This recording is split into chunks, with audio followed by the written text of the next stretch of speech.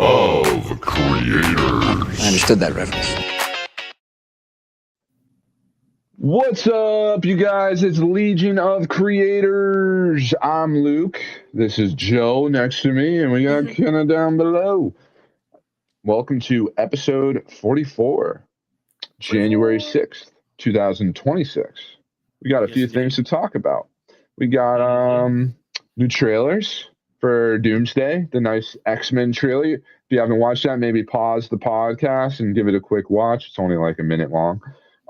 We also have Stranger Things. Yeah, the good old finale. Yeah, we're dying to talk about that one. Oh, yeah, we haven't talked it to death in the last week or anything. And then we have Fallout. We're going to kind of leave that for the end. And a couple of Fallout Episode 3. And just maybe before Fallout, maybe after, depending. I like to leave spoilers for the very end, right? I just want to mention a little bit about Yellow Jackets and Primal. If you don't know what those are, stick around and find out. Without further ado, let's get started.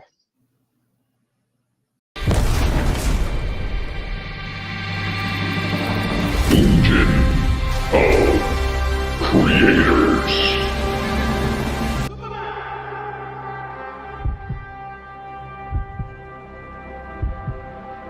Hey, buddy. Eyes up here.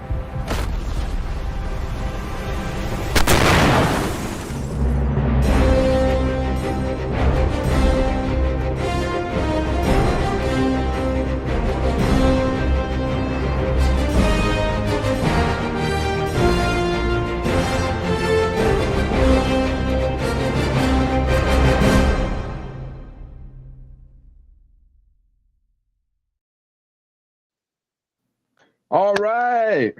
Welcome back. Episode 44, Legion of Creators. How you guys been doing? I've been doing good. Doing great. I think our new our next intro needs more Marvel sauce in it. I feel like it's lacking more Marvel sauce. That's not enough Marvel sauce? That's crazy. Oh my god. Maybe some Marvel Rivals gameplay up in there, something for the fans. You guys excited for Deadpool coming out soon? Oh yeah. Only 10 days away right now. 10 days. Maximum that's effort. Right. Maximum effort's gonna go crazy. How do you think he's gonna play?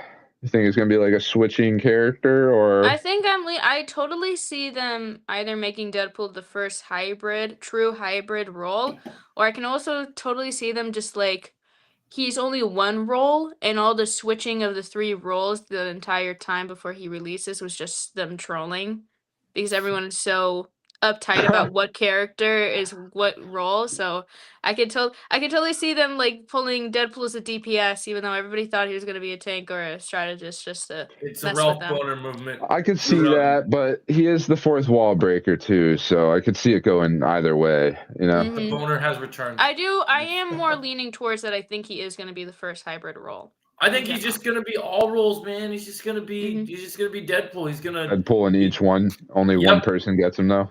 Yeah. Well, the nice thing about that is that Deadpool, whoever selects Deadpool on the board, no matter what role you need, as long as you got a Deadpool on your team, you're good. You're good. Oh, you need a DPS? We got Deadpool for that. Oh, you need a tank? We got Deadpool for that. You need a healer? We got Deadpool for that. I'm sure he's gonna. I'm sure he's gonna be a lot of fun. So, not too long from now, myself just got back into the forest watching Yellow Jackets. I'm like, I would like to play the forest. Yeah, kind of jumping on it too. Yeah. It's been good. We just shredded it, made a base and all that good stuff. So literally played for like 8 hours. Oh yeah. I don't even know if that's accurate, but yeah. But you guys, let's jump into good old Doomsday trailer, eh? Doomsday trailer. Do we have an image? Do we have an image to throw up on the screen for this one? I can snag one maybe, but you guys want to start off with your thoughts while I look that up? Joe, you can go first. I know this is your big moment. I dropped a huge reaction, guys.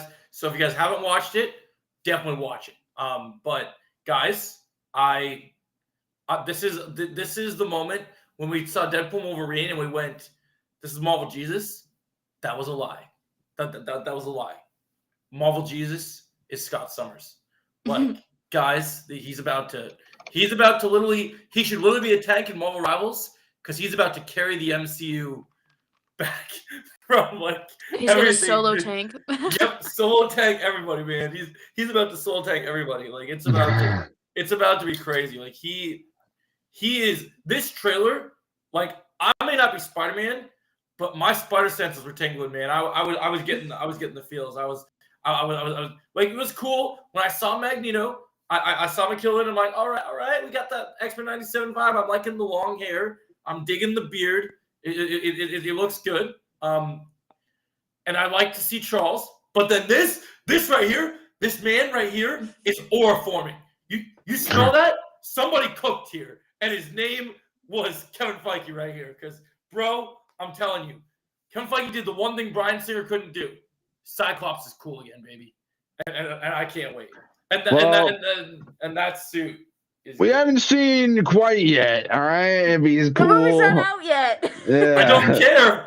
I don't care. It's already peak. I already know. Let me be excited. It is peak, and I said that in my reaction. It is peak. I already know. I don't care. Yeah.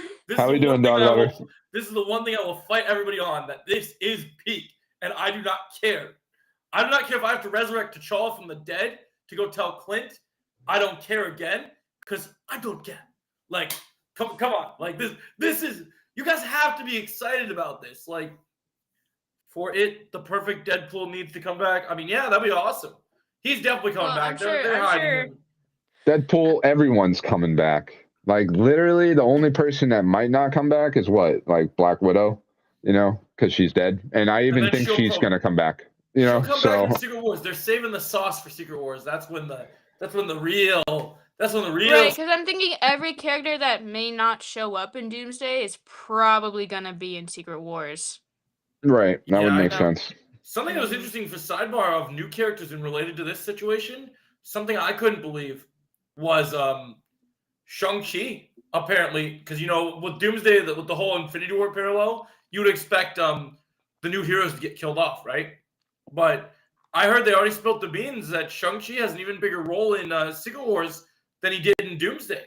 In Doomsday, he had a pretty sizable role, but it sounds like this one's going to be even bigger. So that's kind of wild. If we get Spider-Man training with Shang-Chi, getting ready to fight out in Doomsday, I might literally lose my shit in the theater. That would be cool. That'd definitely be cool. I hope that they do the same thing that they're doing with Spider-Man, where they get Jackie Chan to do like the fighting, the coordinating. If you got Jackie Chan and him, that doing Shang-Chi stuff, dude, too. That would be really Imagine cool. He's teaching Simu Liu's like kata and stuff. They're just like going crazy. Oh, dude, that'd be wild. Especially to give more of the 10 Rings more of a spotlight, because I feel like they're not being utilized. Yep, I agree. They got to utilize them a lot more. I'm looking forward to it. I think they're going to use him, and I know Luke's going to hate this because he hates this word. I think Shang-Chi is going to be Marvel's anime character. Like, I think Shang-Chi's going to be... I don't hate that word. You always talk about how you don't like... You always talk about, why don't my friends talk about comic book stuff? No, all you do is spread lies about us. Say that we hate something and it's not true. I had friends that were very into anime and like kind of shot on comics a lot, so it was frustrating. But I have a serious love for old school anime, like the original Dragon Ball Z, Yu Yu Hakusho, One Piece in the beginning. I even like modern One Piece, but there's a lot of modern animes I'm not crazy about personally. I'm telling you, man, you get them rings on his finger, he's gonna Kamehameha Doom, and it's gonna go crazy. It's gonna go crazy. It's gonna go wild. The Watcher from What If most definitely gonna make an appearance. I could see that actually. I could see. I mean, he's gonna watch Doom or watch like right. I can see that to be like the beginning. Kind of like how he narrates What If. Like I can see him doing that. Doomsday. If we're gonna get into it a bit, like Fantastic Four this is where they slipped up. Like everybody likes Fantastic Four. It was a good movie, but like Galactus, they just took a lot of liberties with it. Like I feel Galactus wasn't the threat he should have been. You know what I mean? Like we should have had somebody not as tall as buildings, like twice the size of them. I don't know. for me. I think they should have just went for like the smaller thing. I think they should have just went for the Mole Man thing and build up the team dynamic and just go for like kind of that Incredibles vibe of like making a smaller scale. If you made Mole Man cool, yeah. Yeah, And like the other I think that would be cool. is like literally they can't defeat Galactus. The way that they do it is through the Watcher. The Watcher actually intervenes like he never does, and he gives. Oh, sorry. That's why I think this, like, because they stop Galactus from eating their homeworld, but I think that's not the last time we're gonna see Galactus, obviously. I don't think so I either. can see, like, what you're saying, I can totally see them adapting that in the future. Where That would be Galactus cool. comes back, and then they actually have to finally defeat him properly with the Watcher's help. I'm glad Because all that they you did in the mentioned- first movie was just push him back. Right. I mean, it was a very good emotional build up to the movie. Like it was done well. But if we're going to talk about accuracy of comics and this and that, you know, like Galactus was just a little bit off. But I still think he was pretty good, though. It could have been worse. Universe. Right. I'm glad you mentioned Fantastic Four, because I did have a scoop for you guys about Fantastic Four actually. What's that? So apparently Doom and the Fantastic Four are working together in Doomsday to go and like basically prevent these incursions from going on. So like when he's in the end credit scene of Fantastic Four, right, it was assumed that he just took Franklin, but it seems like they all kind of go together.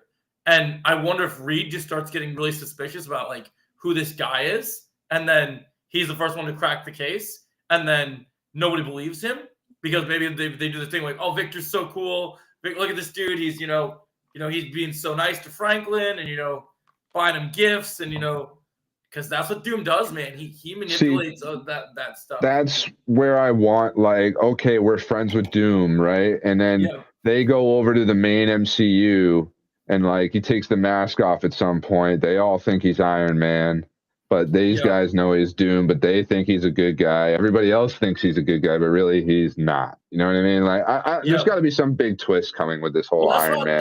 That's why I love it. I love the idea of like when they go back to Earth 616, or the fake 616, whatever you want to call it. I can see him coming over there and being like, just you showing Tony's face, and then you literally being like, I was like, Tony's back!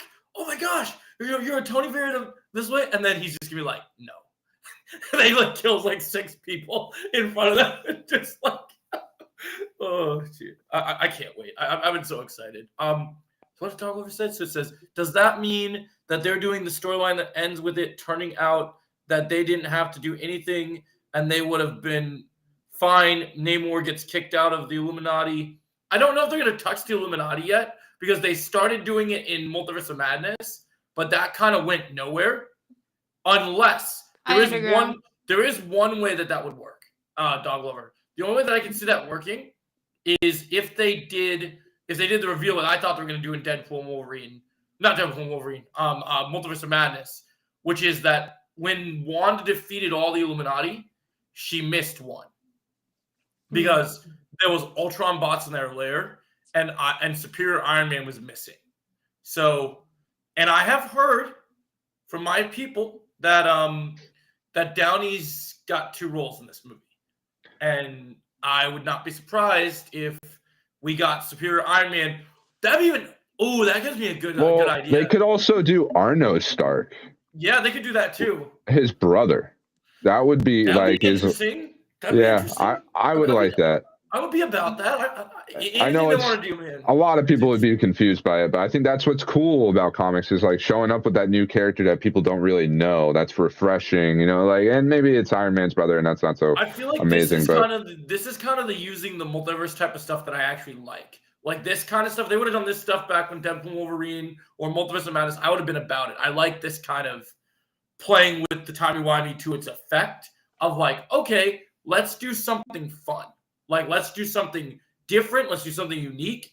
And I think that's really cool. So what do you guys think? Like, so when you guys saw this Xmen trailer, back on our main subject, What do you Well, guys? What did you guys I just think? want to answer Dog Lover real quick. Oh yeah, go ahead. About Deadpool coming back. That means this is going to be an R-rated movie. No, it No. does not. This There's movie is crazy- not going to be R-rated at all, or they No, would they're just gonna be. tone down Deadpool because Yes, Deadpool's literally Deadpool. been in children's cartoons, and they still there's have Deadpool act there- like Deadpool without him being vulgar. So There's I'm sure creative they'll find a ways way. to work around it. I think they're just gonna go with the censor. I think they're just gonna make him get mad that he keeps getting censored. Like Yeah. I just want them to get like the big black bar where he's just like he's trying to speak and then someone cuts him off. Or like I don't know, that might be a little too serious, silly. Like that's a good way, but I think it's a little too silly for the tone of the movie. I think Yeah. I think a way to make it funny, but without it being too cartoony, is like he's saying something, but the rest of the Yes. characters can't hear him. Like they can't That's a hear cool the idea. words. I Like like he's that just idea. silent to them. I don't know. Maybe it I'm could sure. be I kind think of the the way they're reverse just of- gonna do it is that he's not really gonna say anything crazy at all, and everyone's gonna be a more serious tone, and like even Deadpool is serious. Maybe I think don't he's know. just gonna be. Yeah, you for know, the most part, I could Right. see some big villains showing up, some big Yeah. shit going down, right? And like everyone's like having an oh shit moment, and it like pans to Deadpool, and he's just like, "Fuck," because Yeah. they have like He- one right, f run bomb that F-bomb they for can use, PG-13, yeah. and mhm. if Deadpool drops the f bomb, it would be very funny. So like I could that's see. Yeah, I could see them doing. I could see them doing like literally he could do the fanboy circuit like we see in a lot of his other movies, and then like literally, then he has his moment where he's just shocked when someone you didn't expect shows up, and then you use your one f bomb. But Right. mostly, We're I not can sure- still. I wanted Sorry. to say to Dog Lover, so I totally get that, like, Ryan Reynolds fought for Deadpool to be rated R and, not PG-13, but there's no way Ryan Reynolds is gonna refuse a PG-13 Avengers Doomsday, because you know how much money it's it's not a gonna Deadpool make? movie. And it's also not a Deadpool movie, so it doesn't matter, because Deadpool's not the main focus of the movie, right? Yeah. So And- Ryan Reynolds is getting paid. He's gonna get even There's- more money from the box office. So I think Ryan Reynolds will be okay with the fact that Deadpool will be slightly toned down for this one movie. Plus, there's Yeah. one thing to add to that. That's gonna be a bonus for Ryan Reynolds, not to cut Luke off. No, you're which fine. I was just gonna bring up the Once Upon a Deadpool thing. He did Oh, yeah, do well, that. He did yeah, do they did do that. that. They It did doesn't do that. matter if there was earnings to charity. He still did it. Yeah. So you think he's Mhm. not willing to do this for Doomsday to have Deadpool in it? Come on. Right. Well, here's the real kicker, right? Because this is the one thing I know Ryan Reynolds wants for sure.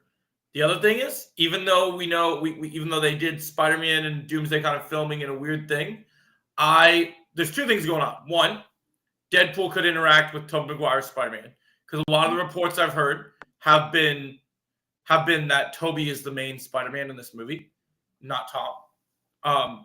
And so then another thing I've heard is now that we're doing reshoots for Doomsday, with other characters, I've heard that Tom Holland is a part of those reshoots now that Spider-Man is done.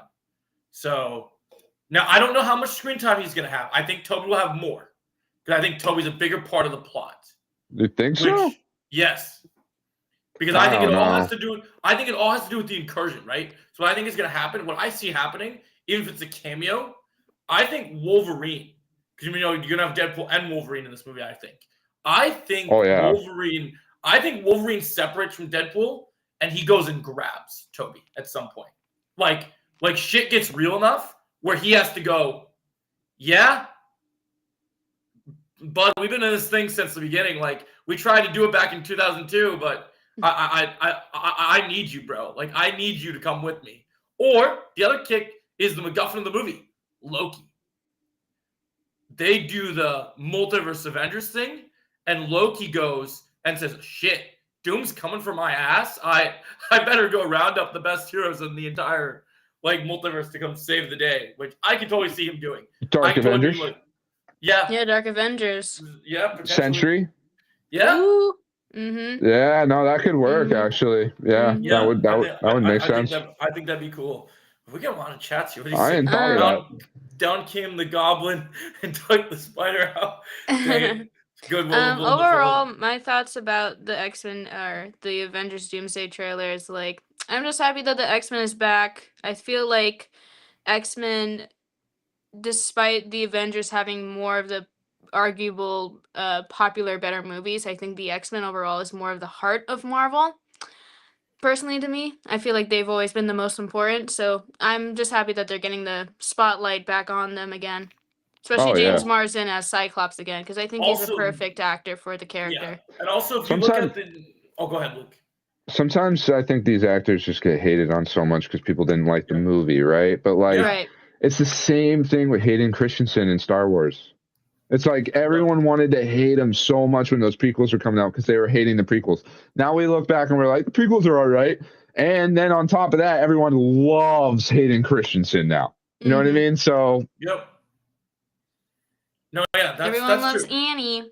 Well, I also know that I was telling Luke this earlier, but while you were probably sleeping earlier, kind of when this dropped, out of all the teasers that have come out for Doomsday so far, this is the third, between the other two and this one is doing the best.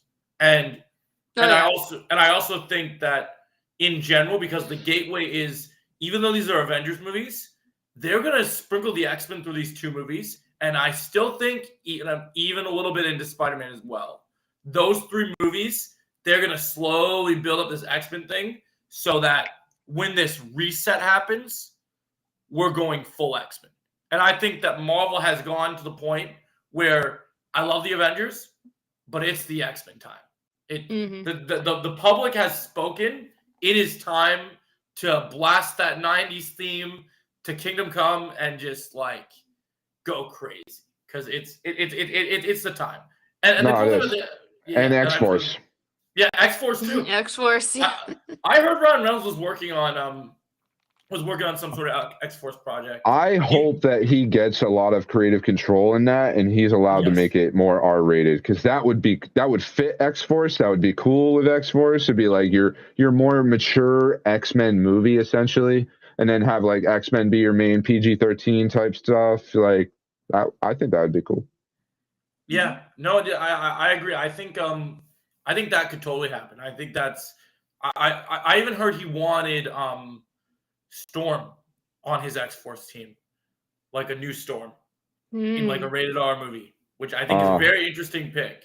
So I can't say I ever saw the Marvels. You guys know what he's talking about, this post-credits scene? Yeah, It's so- true. So the Marvels, Yeah. there's an end credit scene of the Beast, Yep, essentially. Kelsey Oh. Grammer's Basically, Beast. yeah. So basically, he's saying that this Cyclops and this Magneto and Charles from the trailer that we got is from the same universe as that Beast that we saw in the Marvels, which I'm like 99% sure is true. Most. I'm pretty. It Likely. seems like they all know each other, so I think the only one that's not from that Earth that joins up with them is going to be when Gambit joins up with them. Right, because Gambit Yeah. was in the Waste Land or whatever. Yeah. So I think he'll be the only one. Him, but I also don't think our Wolverine is from that Earth as well. Oh yeah, So no, if- because that Wolverine that we saw in Deadpool and Wolverine, he's literally from the Earth Yeah. where all the rest of the X-Men are dead. So They actually, Yeah. that could be an idea. They actually have a really good idea. I actually have a really good idea. This would actually be really good because since that Wolverine, we had so much emotion in Deadpool Wolverine, with him losing his X-Men, right? he sees his Imagine- X-Men again. Imagine in this movie, because they are going to go for those emotional gut punches. It's not going to be comedy beat for beat like some of these other Marvel movies. I could see them really pulling it for it and going like, "You're alive," like, and he gets kind of emotional.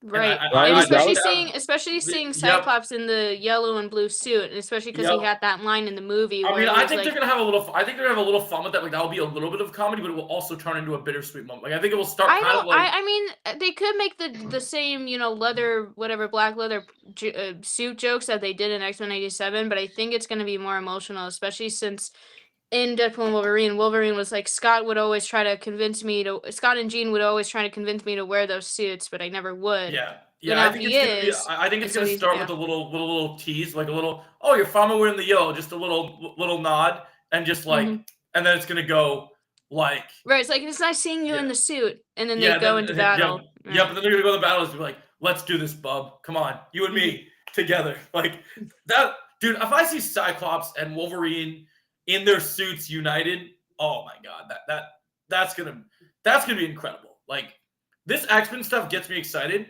And the fact that they're kind of holding off on Nightcrawler, Gambit, and Mystique, very interesting.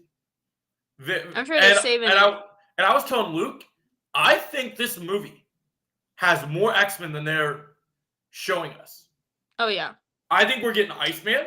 I think we're getting I think we might even get Psylocke. Ooh, I would love Psylocke's return. Yep. I'm very curious about Rogue.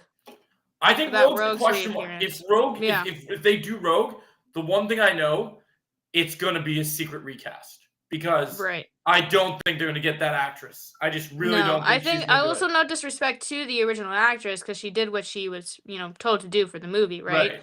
But I do think that we do need a new Rogue, especially a Rogue who is like a Southern lady, like very, very just like how much she is in most adaptations. And wasn't now Elliot Page Kitty Pryde? Yeah, for Shadowcat. Elliot Page was Kitty Pryde, so they're definitely gonna get a new Kitty Pryde, I think. Yeah, I would think so. It's gonna be Bella Ramsey. No. Also, no. Dog lover, dude. There is 0 chance this movie will be rated R. I love you. I know you want it to be rated R, but ticket sales is the sole reason why this movie will never be rated R. It needs to be somewhat of a family movie. They will want to sell as much tickets as possible. By making it rated R, that won't do that anymore because it's just too much of you bring the kids to the movie. Like you just said, it's a family movie. It's not like Deadpool and Wolverine or, Deadpool in general, where it's going to do even better rated R because that's what it is. But don't even talk. I know you're going to come back at it with it's going to be rated R, but don't even joke like that. What do you mean joke like that, Rebecca? Probably my Bella Ramsey Kitty Pryde joke. Probably that's. I believe that.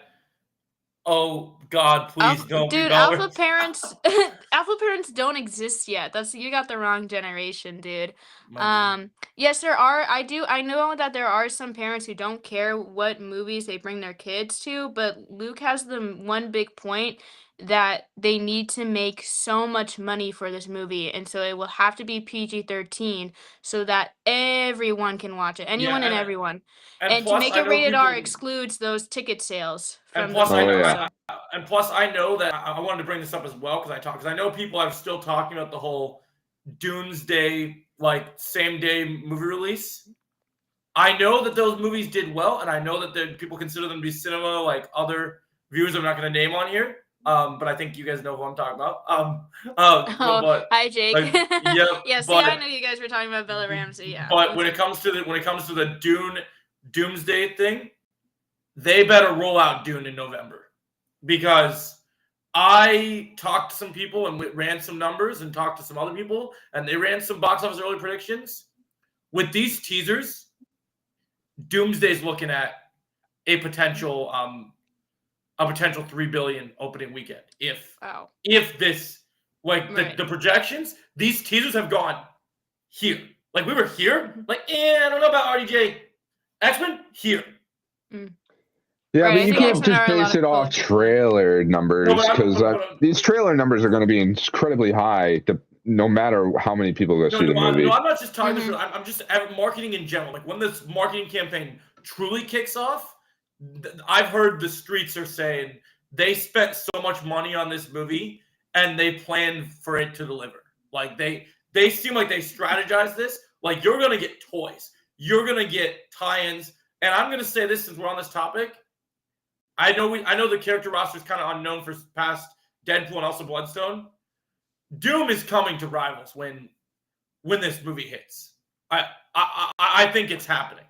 I hope so, but honestly, I just feel that they don't want to put villains in the game. Not only because they're scary for kids, but also because I've heard all about the power balancing, and they don't want people to feel these villains are just weak. Like one hero could 1v1 Doom or something. You know what I mean? Doom's like this. They've made Magneto powerful. They've made Magneto very, very powerful. My thing about the people who are so...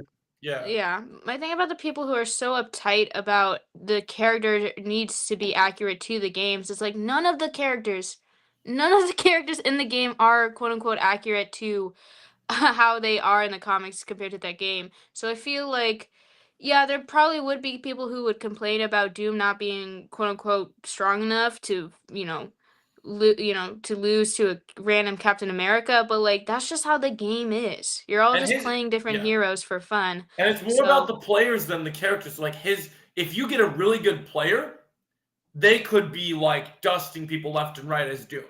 Like when you look at like all the stuff, like in general, when you look at like Doom's kit and his power set, yes, there's always gonna be someone.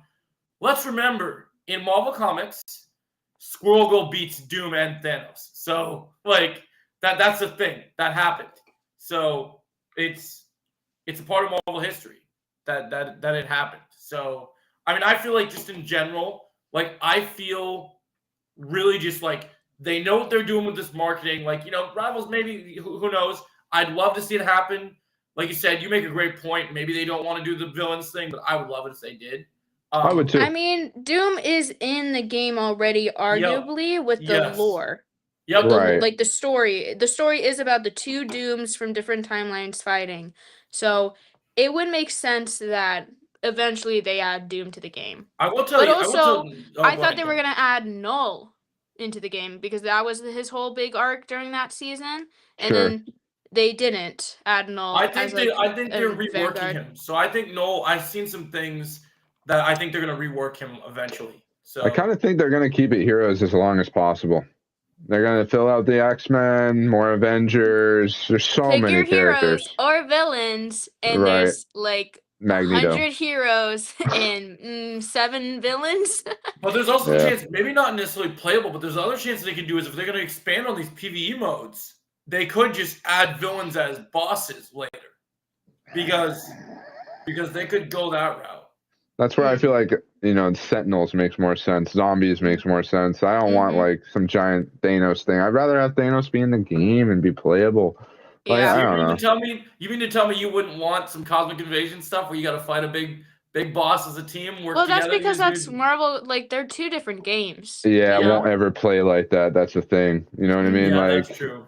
Yeah, it's gonna be just like I think you're all hyping up this Sentinel mode way too much because I think it's just gonna be another Marvel Zombies. You're gonna be sitting there. I do hope that it's somewhat more improved, right? Because with I all hope the so. bugs. Right. Well, not but even I totally the get what you're bugs. I just saying, think you're gonna be like basically in a square and you're gonna fight off Sentinels the same way. The one thing that I think that would be good about the Sentinels thing versus the Marvel Zombies thing, though. In the Marvel Zombies thing, we only had limited characters. If they do the Xmen, look at all the Xmen that are in the game already. Mm-hmm. It's a lot. If they fill out that Xmen roster, we could have a pretty impressive, fun mode juggling all these characters trying to take on these Sentinels. And they could do something really creative with it, like really make it team building wise. But yeah, like in general, my whole point, like, maybe Rivals doesn't have to do anything. Maybe they'll do some other stuff. Maybe it'll just be like an Iron Man skin where he's Doom or something. Like they could do something. But like I think that marketing on all cylinders is going to start like it's going to go beyond just posters and like I don't like to use this example. I know you guys don't play it as much. I know Luke does, but Kenna doesn't. Fortnite's definitely going to go crazy. They got that Fortnite contract on lock. Like, I wouldn't be surprised when by the time Doomsday comes out, I see another big Marvel season coming out. With the number of characters, I see a season where we build up to, like, literally dealing with incursions or something in Fortnite. Like, I could see Doom is going to be that guy from Fortnite. Yeah, well, yeah, he already is. He's that guy from Fortnite. I already got his skin in Fortnite. He's that guy from Fortnite. Oh, this is the Fortnite movie? Yeah, Fortnite crazy, Doomsday? Right? That'd be crazy. So excited for the Fortnite movie. I mean, I'm ready for the Fortnite movie. After the Minecraft movie, bring on the Fortnite movie. I'm about it. Oh my god, that's gonna be a thing one day. A Fortnite movie. It's gonna be a thing one day. It definitely will be. I'm ready for it. Make John Wick the lead character. Sign me up. Since they so call that's him like the a John Fortnite Wick, what, 5? John Wick 6? How many John Wick movies are there? They call him the Fortnite. Not 5 yet, but there will be. Oh my god. 5. Fifth John Wick movie. But like, it's just like in general, I just think, like the marketing, I think they're gonna go crazy. You got the toys. Because that's the other thing that Dog Lover doesn't understand about the whole rated R thing is, do people not remember the beginning of Infinity War? We can push this PG-13 far. Mm-hmm. Do we not remember Hulk getting his shit rocked and Loki getting choked out? Like, Yeah, getting choked to death. it was brutal. And I've seen a lot of PG-13 movies. It was pretty brutal for like the standard Marvel movie at the time. Like, I remember watching Infinity War, and I remember people had huge predictions of that. And I was like, when I got to that scene, I was like, whoa, they actually went there. And like, even with like Thanos taking the stone to Thor's head with like using the Power Stone against him, that was pretty brutal too. Like the fact that he was like actually, like, I think they'll be fine. And also It'll be okay. You want to capitalize on as much viewers as you can. Kids, are gonna get the tickets. They're gonna want to take their action figures to the theater. They're gonna want to get all the play sets. You got to do all the fun stuff. So. Oh, it's going to be a big marketing and what merchandise, big push for sure. I mean, if they let me build my gaming chair as a Doom throne, I'd have it already. That's all I'm saying. Doom's about to take Palpatine's pedestal, man. Forget the Palpatine chair. I want the throne. I want it all. Just go crazy. But. So yeah, but in general, yeah, I think it's gonna be pretty crazy. I think like there are gonna be people that deny how big it's gonna be because of where the MCU is at today. But you guys aren't ready. I'm telling you, they know what they're doing. They planned this out. This feels. But anyway, so we all kind of we like the teaser. We think Doomsday's gonna be pretty big. That's cool. What's our next one on the docket, Luke?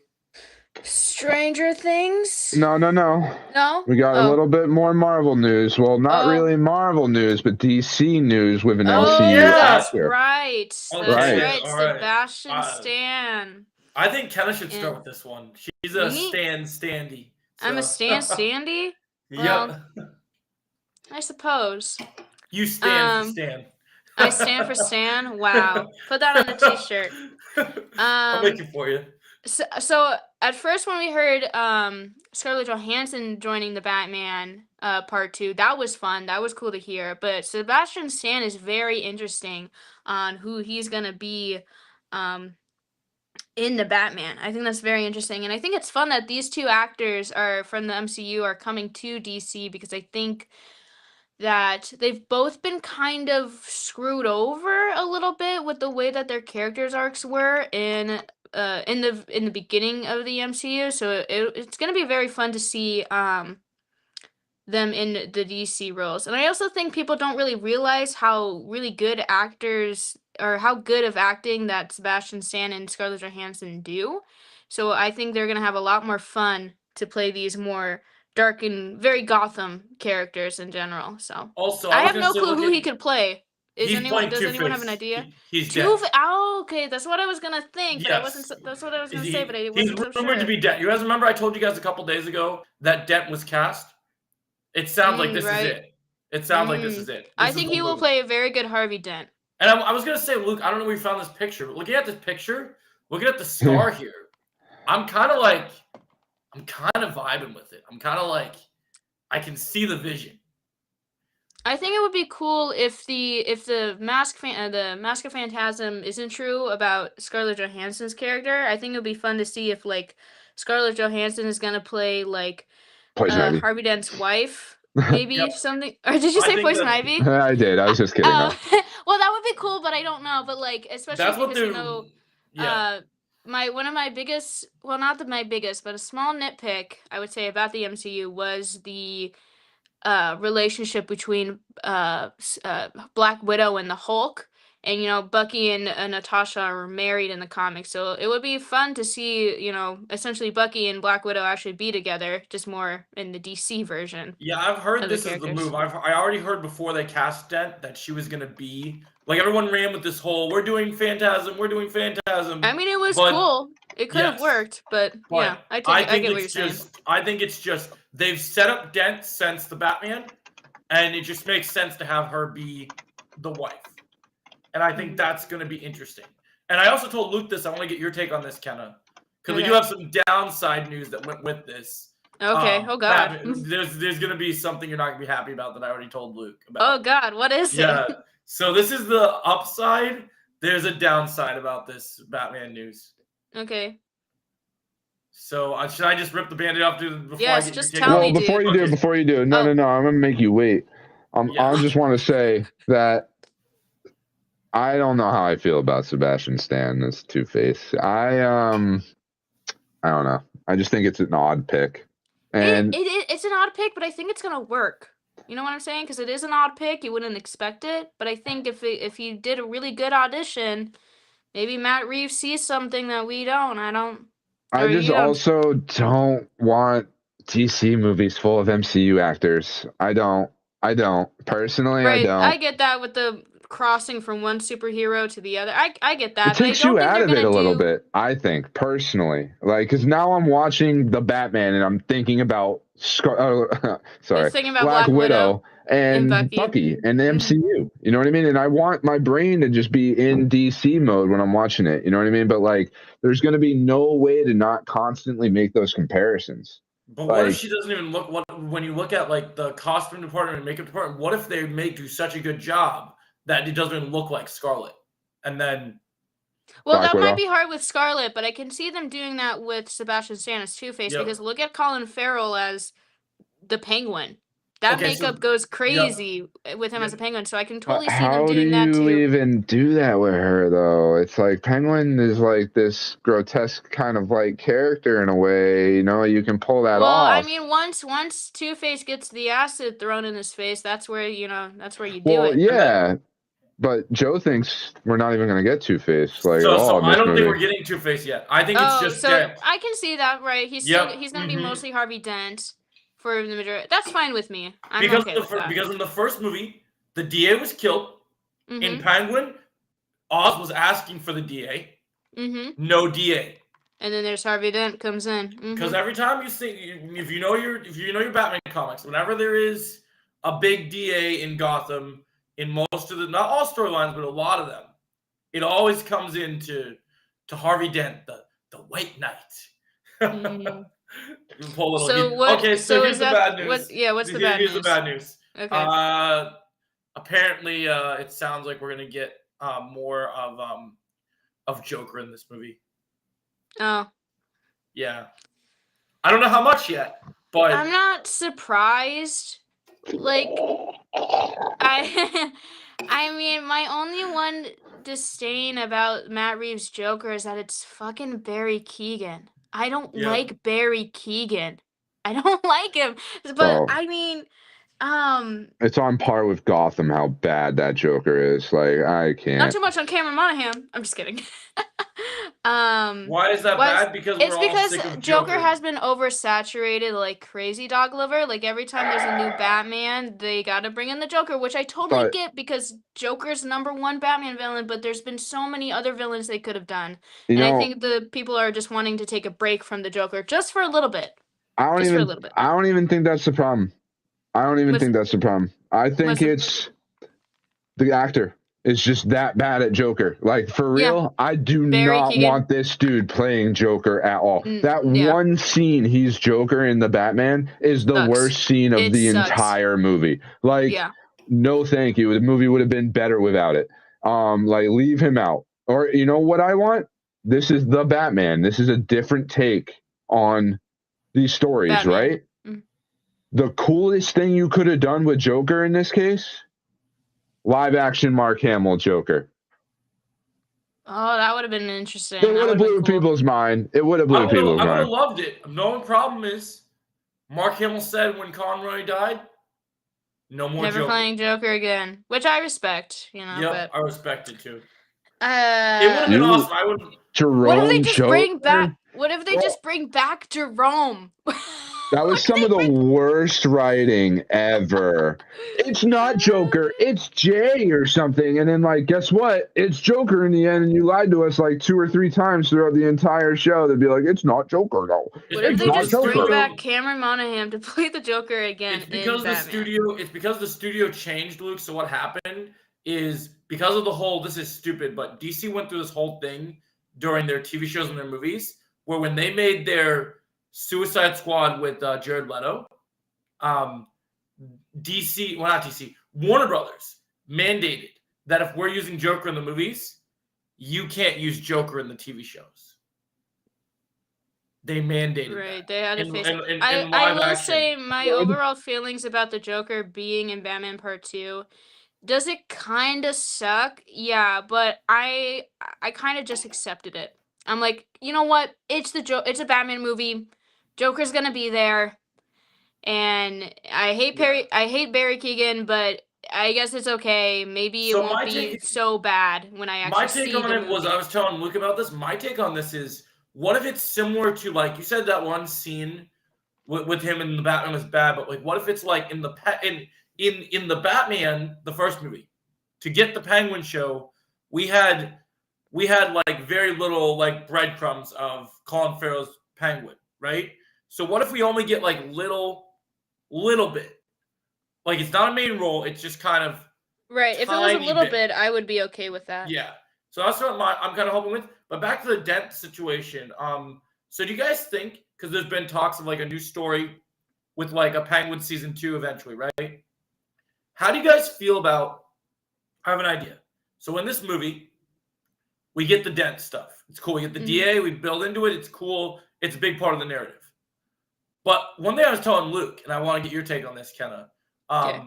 I do not think that Harvey Dent or Dent's wife, played by Scarlett, I don't think these are our villains. This is cast for the No, movie. especially since he's not going to be Two-Face yet. He's definitely not the villain now. I think our villains. Well, I do think that they will factor in to some degree, because I do think Gordon and Dent are going to butt heads. I do think that there's going to be, for sure. Yeah, I do think there's going to be really deep corruption. I think the real villain of this movie, I think they're going to go with the whole explanation of the Waynes versus the Arkhams. So I think you're going to get the Arkham family that we saw kind of Riddler planting the seed for in the first movie. I think like Dr. Arkham, some other Arkham people, I can see Arkham Asylum kind of start to become a problem in this world. And also, since it's been reported that we're gonna get more Bruce this time around, compared to the first movie, which I want more. I want to see Robert Pattinson actually play Bruce, because he did a good job of like the grieving, kind of emo Bruce Wayne, and he did a good for year one Batman, or essentially he's been Batman for 2 years in the universe. But it would be nice to see if like Pattinson actually getting into the more bachelor, billionaire, or more businessman side of Bruce Wayne, taking over the company and whatnot. I could see that this is a good way to unravel his trauma, because I don't know if you guys remember this. We should rewatch the Batman one of these times, because there's a thing in the Batman where they cover how Martha, Bruce's mother, was committed to Arkham. Yeah, she was. Yeah, I remember that. And I think this is going to play into some. I think there's going to be some stuff revealed in this movie where they're going to. Also, I don't want to toot my horn on this one, because I know this is just pure speculation, but I do have a feeling if they're going to set up a third movie, that they're going to use Arkham to tie into the corruption that leads into the court. Like, I do think that this Court whole of Owls. like this whole story is about corruption. I think we're just going to keep climbing lower and lower into the depths. Like I don't think we'll see the court in this movie, but I think there's going to be a character in this movie that is, here's something I'll say. I think the way that I could see, here's the thing. I think that Dent's wife, if Scarlett's really playing Dent's wife, I think Dent's wife is not just going to be like, oh, the wife, and then even though he's not Two-Face yet, I think she could potentially, not a main antagonist, but she could be the thing that leads into the secret society, because she could be working with them already, and then they build the corruption up. And maybe they don't say, oh, she's in the court. Maybe she starts saying things like she's in the society and she's working under the, because what I could see them doing is, I could see the council kind of, since they don't like the Waynes, they might try to bury Bruce Wayne in this movie. Like, they might try, like, not bury him like dead, but like his public image, right? Like the way that Batman was, try to shame him. Yeah, like they could come up with all these like rumors, blackmail. And lies. Yeah, blackmail. Like I could see I could see them doing that. I could see them I mean, that was essentially what the Riddler was doing without knowing at first. I mean, it's arguable if like the Riddler knew if Batman was Bruce Wayne. I don't think so. I don't think so either. Yeah. But he was like, that's when it comes to the Martha Wayne being in art, being committed to the asylum, is like that was the whole thing where Thomas Wayne teamed up with the Falcones to get rid of the reporter that was gonna tell everybody about Martha Wayne being clinically insane or whatever. So I think you're right. I think that's going to be brought up again. And I think that will be a big push, especially because it's going to be like, not only was his mom had some mental issues, but then it's like, well, your dad was in cahoots with one of the biggest crime lords in Gotham. So trying to more of like, I want Bruce to like try to clear his family name in this way, or be better than his and that's parents. why I think what's going to happen. Yeah. Oh, No. Go ahead, Joe. Say something? I think that's I was just agreeing.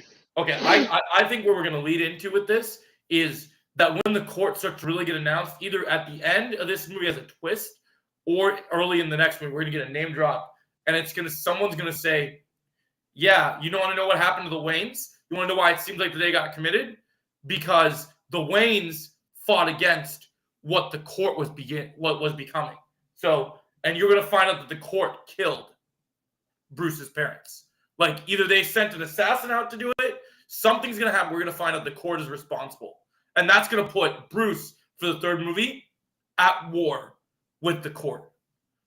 And something I really hope they adapt that I was going to talk to you guys about, because I saw a great theory about this. Like, you guys talked about Mad Hatter a long time ago, right? I would love that. I want to see something new for this third movie. I would love to see agents of the court be existing Batman villains. Like, that the corruption was so deep that they were able to employ other crazies. Yeah, I mean, it is a version of Batman. That would be cool. Yeah, I was thinking about that. I was like, I like that idea. Like, I know we're not super crazy about Joker, but if we're doing a new take, what if Joker isn't in this universe? What if this Joker isn't smart and he's not like he's just a lunatic and he doesn't have like that level of intelligence that we see with most Jokers? And what if he's a pawn in this chessboard and he has to play?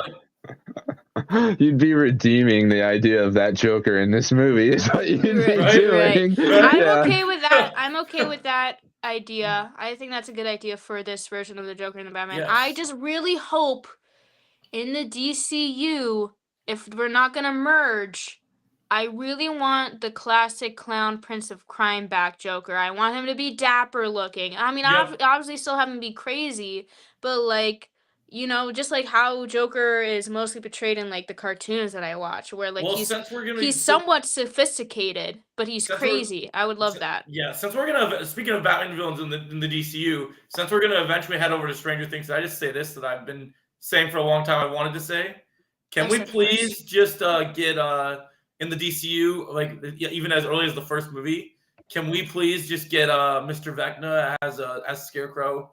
I said that. Yes, I want it. What do you mean, like the actor? Yeah, yes. The actor. Okay. Jamie Campbell Power. I want him as Scarecrow. Yeah, I could see that. Yeah, I don't know if they would do Enigma first and then into Scarecrow or what, but. Oh wait, no, is that Riddler? That's Riddler. Yeah, Riddler. I wonder what they'll do with Riddler. I wonder if they'll even touch Riddler since they just did Riddler in the Batman. I know they said they'll do similar villains. Well, he's in prison. So. I'm a Marvel guy. Shush. I'm talking about like in the DCU kind of like the Riddler. Oh, yeah. You know what would be really funny if like, do you remember Jim Curry's Riddler?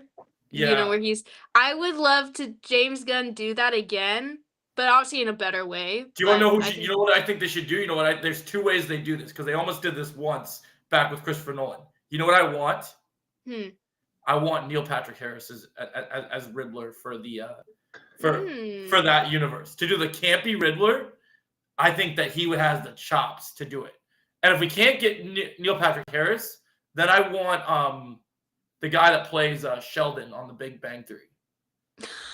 Honestly, I really wasn't crazy. Like, I love Neil Patrick Harris, but like, And it's funny because we're talking Jim Carrey, Neil Patrick Harris, and that's who played Count Olaf in both series of unfortunate events live action adaptations, right? Yeah. And I think Jim Carrey did it better. Like, I really wasn't into Neil Patrick Harris doing it, man. I don't know. I don't know if you guys watched that show. But we can't use Jim Carrey too much anymore. We got to have new people. I can only get into a little bit of it because of Neil Patrick. Like, Neil Patrick Harris is the thing that kind of stopped me on that show. And it was a bit more kidsy that I wasn't a big fan of either. But, yeah, I don't know.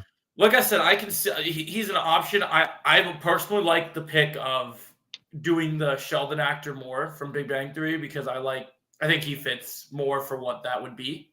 People would hate that. I'm sure. I don't care. Like, it could be good, but the backlash on the announcement of putting Sheldon in DC as dude, oh my god. You want to know something crazy? That's kind of that's why I love James Gunn, because he's not afraid to stand up against these people and just do something wild. What if he just picks Michael Rooker again? What if Michael Rooker will be in everything he does. Every character. What if Michael Rooker just plays every single Batman villain? What would Michael Rooker be like as Riddler? That'd be interesting. I wonder what that would look like. I love him so much in Peacemaker season 2, man. Oh my god, it just had me dying laughing. I really love how Michael Rooker is just essentially DC's little Stan Lee in a way of cameos. Yeah, it's kind of cool, man. Yeah. Just a little bit. Obviously, he's actually playing different characters, but the other thing I was gonna say on since we're talking about with the Dent casting, right? Mm-hmm. I want to say that, and I know that we like Thunderbolts. I know we like some of these other Marvel movies, and some of us enjoyed Falcon and the Winter Soldier for the most part. I think Marvel has severely underused Sebastian Stan's talents. Like, when you look at him as a character, I think him. No, I'm not. Like, I've heard rumors that I saw Sebastian say things that Doomsday might be it for him. Like I've heard some talk of that, but I'm hoping that him stepping over here is potentially a big enough role where it's permanent for him to step away from. Like, let's have him step out of the limelight and not just be a Marvel actor anymore. Like, if he steps out of the MCU, then I think it's more believable that he could actually be Dent.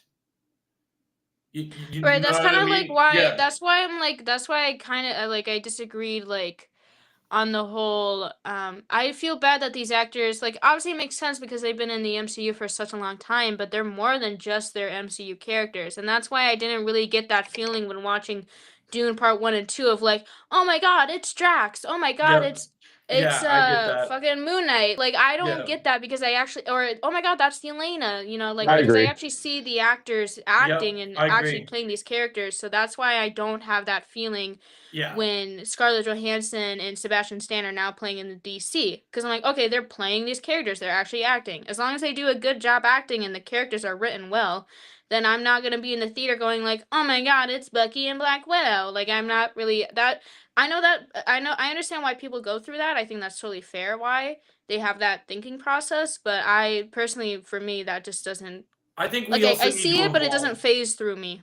Yeah, I think we also need to evolve in that thinking of if an actor is so good, they should be able to captivate us as this new character that they're playing. That's a good point.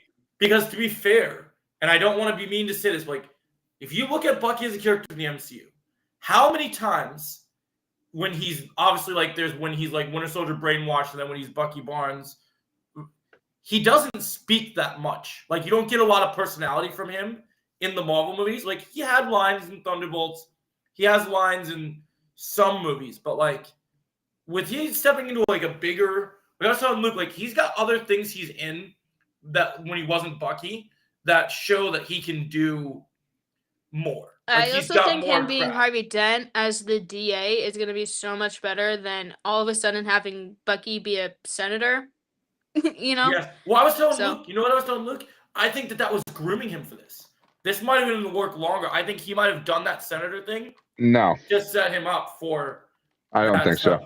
Oh, you don't I think don't so. I think that's just it crossed my mind. It definitely crossed my mind, and I think it crosses everyone's mind, right? But there's no way that Marvel Studios is let's put you in a role to set you up for the Batman. You know what I mean? Like no it way. doesn't add For up. the You know what I enemy mean? company. Yeah. Yeah, right. You know what I Remember, mean? James Like, Gunn still has good contacts at Marvel, though. So just yeah, but remember, that doesn't matter, man. Right. He's Like, just, if anything, James Gunn's being civil because he's a professional businessman. Yeah, or and that's like, true. what, professional they're gonna director, take so. James Gunn's direction on what to do in Marvel right now? He's way too busy with DC to Yeah, probably no, even care. they won't do that. You know what I mean? That's Like, true. You're right. and on top of that, what was the other thing? God, I can't remember now. Damn. It's all right. It'll come back to me. Yeah, I just like the idea. I think this is a good idea. Like this like right now I haven't heard official confirmation. Like they're saying it's rumored right now, but it sounds like it's pretty official, just like it was with Scarlet. And I think this, like, those two together as a pairing, I'm interested to see what they do. And to be fair, if you go back rewatch The Dark Knight, the stuff they did with Dent in The Dark Knight was pretty limited. Like, they did some things. They made him kind of seem like, oh, I'm the DA, I'm Batman during the day. I can do the tough job. I can hurt people in their wallets. I can do this, that, and then when you get to the transition of him becoming Two-Face, once Rachel dies, it feels very rushed. Like, it feels like when you get to, oh, we're dead, now we're Two-Face. And, like, we're building into that. We're like, I like the idea of, like, and I even like this idea, I was going to bring this up about the Penguin. I like the idea of Dent transitioning here and really getting a good story and getting introduced. And then maybe post this movie, before even a Batman 3, we do like either he shows up, he's a big part in Penguin season 2, or he gets his own show about the transition into, and maybe we like a little mobster vibe, or maybe Dent's descent into madness starts making him think, oh, Oz, you think you're the Kingpin of Gotham? What if I want to throw my hat in the ring? What if I want to get in here and start war? Go get Black Mask up here, and we get this little mobster turf wars going down. Something I just remembered too, just looking at that picture in the blue background, is this movie takes place in the winter. It's going to be snowy. Yep. I remember them saying that a long time ago. You know what I mean? And I feel like that's got to play into the type of story they're telling. You know what I mean? Like, otherwise, why?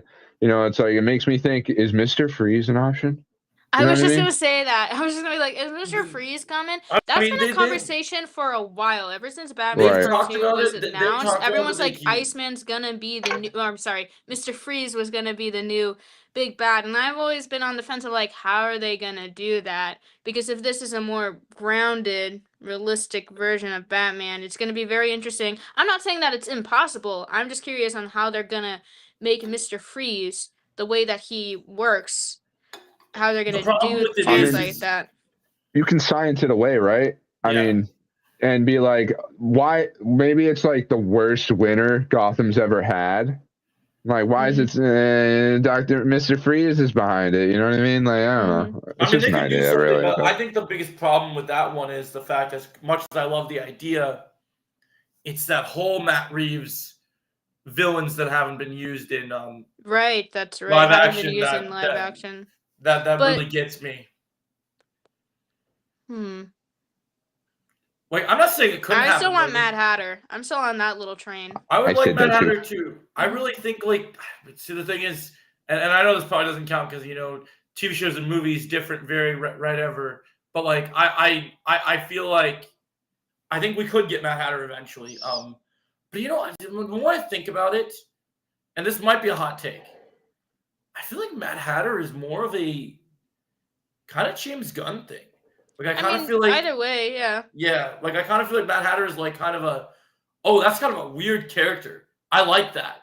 I want to do that. Like, that to me sounds, especially since James Gunn did a cameo with the White Bunny or the White Rabbit. Yeah, that's in true. Peacemaker They did the whole 2. thing. I'm saying, and that is a very kind of niche Batman villain. Most people wouldn't really name. He loves his nicheness. Look at what he did with the Polka Dot Man in your favorite Suicide Squad movie. Yeah. And my favorite Suicide Squad movie. He loves that. He loves those D-list characters and making people love them. Oh, I promise you guys, before the Suicide Squad, before Peacemaker, nobody knew who Peacemaker was. Like, I think maybe there's like 5% maybe one person might have seen him on a Justice League cartoon or something. And it was the same thing with Guardians of the Galaxy, man. Nobody knew who they really were unless you were a comic fan, you know? Yeah. No, I think it's gonna be cool. I think Matt Reeves has a good idea. I think it's gonna they'll whatever. Like we have our preference. We have the thing that we want. I'm not gonna get the thing I want. I liked the theory, even though it was only like a rumor. I really wanted to see how Matt Reeves factored into the idea of like Deathstroke being in this world, because this is a world without Teen Titans that we know of. I would have liked to see, minus the Ben Affleck, I would have liked to see what that Batman and Deathstroke dynamic was. And I really like that idea of the cat and mouse of, oh, I'm the best assassin, I'm the greatest detective. I like that game of cat and mouse. I think it would have been interesting. But overall, I think it's gonna be cool. I'm excited. I like that he's playing Dent. I think it's cool. But yeah, I think we're ready to move on to our next thing. Stranger Things. Stranger Things. The finale of Stranger Things. All right. Rip the Band-Aid off. Yeah, let's get this one over with, huh? Okay. People ate it. Out. People ate it. People love it. It's Stranger Things. I'm glad that it's over. You know what? The finale was kind of fun. I'm not gonna lie. It was like ridiculous. And I'm kind of like, okay, fuck it. It's over. Let's just go crazy. I would say I wish it was even more ridiculously crazy. Like, I think they should have just went fucking nuts with it, because like, who cares? It's the finale. Let's just end it with like a bang, even though it's not really a good bang. But I think the biggest flops of the Stranger Things finale is definitely the character arcs for some. I feel like the Duffer Brothers. The Duffer Brothers. The Duffer Brothers, apparently they were working on a Stephen King movie adaptation of one of his books, and that got canceled. And people think it's a Game of Thrones situation where they were too busy working on another project instead of focusing on their finale of one of their biggest shows ever, the one thing that made them popular and successful. And you can tell that because they literally just didn't give a fuck in Stranger Things. I also saw something about how there was another co-writer. I forgot her name, but she was essentially the one who she was the backbone of what made Stranger Things good. At least this is what I've heard from other people, so take what I'm saying with a grain of salt. But then Duffer Brothers removed her or something, or she quit. I don't know what the full story is. And then look what happened to Stranger Things. It kind of flopped after she left, especially specifically in the finale. I think again, it was crazy fun a little bit. I was with my friends, which I think made it more enjoyable when I was watching it. I think if I was watching it by myself, I would have just been like, this is dumb. This is stupid. But, you know, there was some things that I really liked about it, because I'm not going to just like hate on it for the sake of hating on it. I think there are good things about it, but there's also so many flaws that you can't ignore them. Like, the flaws are too big that you can't just like write them off as like, oh, that's a little quirk, but it's okay. I just think the Duffer Brothers writing is so wishy-washy. They're so wishy-washy, and you can really tell that in the writing of the episodes. I also think the part 3 feels so disconnected from part 1 and part 2 in a way that it kind of felt like the build-up wasn't doing the build-up work, because it just went straight into part 3, and I'm like, oh, okay, this is it. It feels like they cared when they wrote part 3, and they didn't care as much about at part all. 1 and 2. Yes, that's the vibe I got. Yeah, and they're like, well, we have to make the ending at least good. But like, the ride there, man, is terrible. The ride there was horrible. Long. It was, you know, the finale to me is like that one clip in SpongeBob where, I don't know what episode it's from, but it's SpongeBob and Patrick, and they're on a little baby roller coaster, and they're riding slow, and then there's one little hill being like, wee, and then it goes down to like that's how it feels. It's like the little baby roller coaster. And that's kind of the end of it, really. Like. Yeah.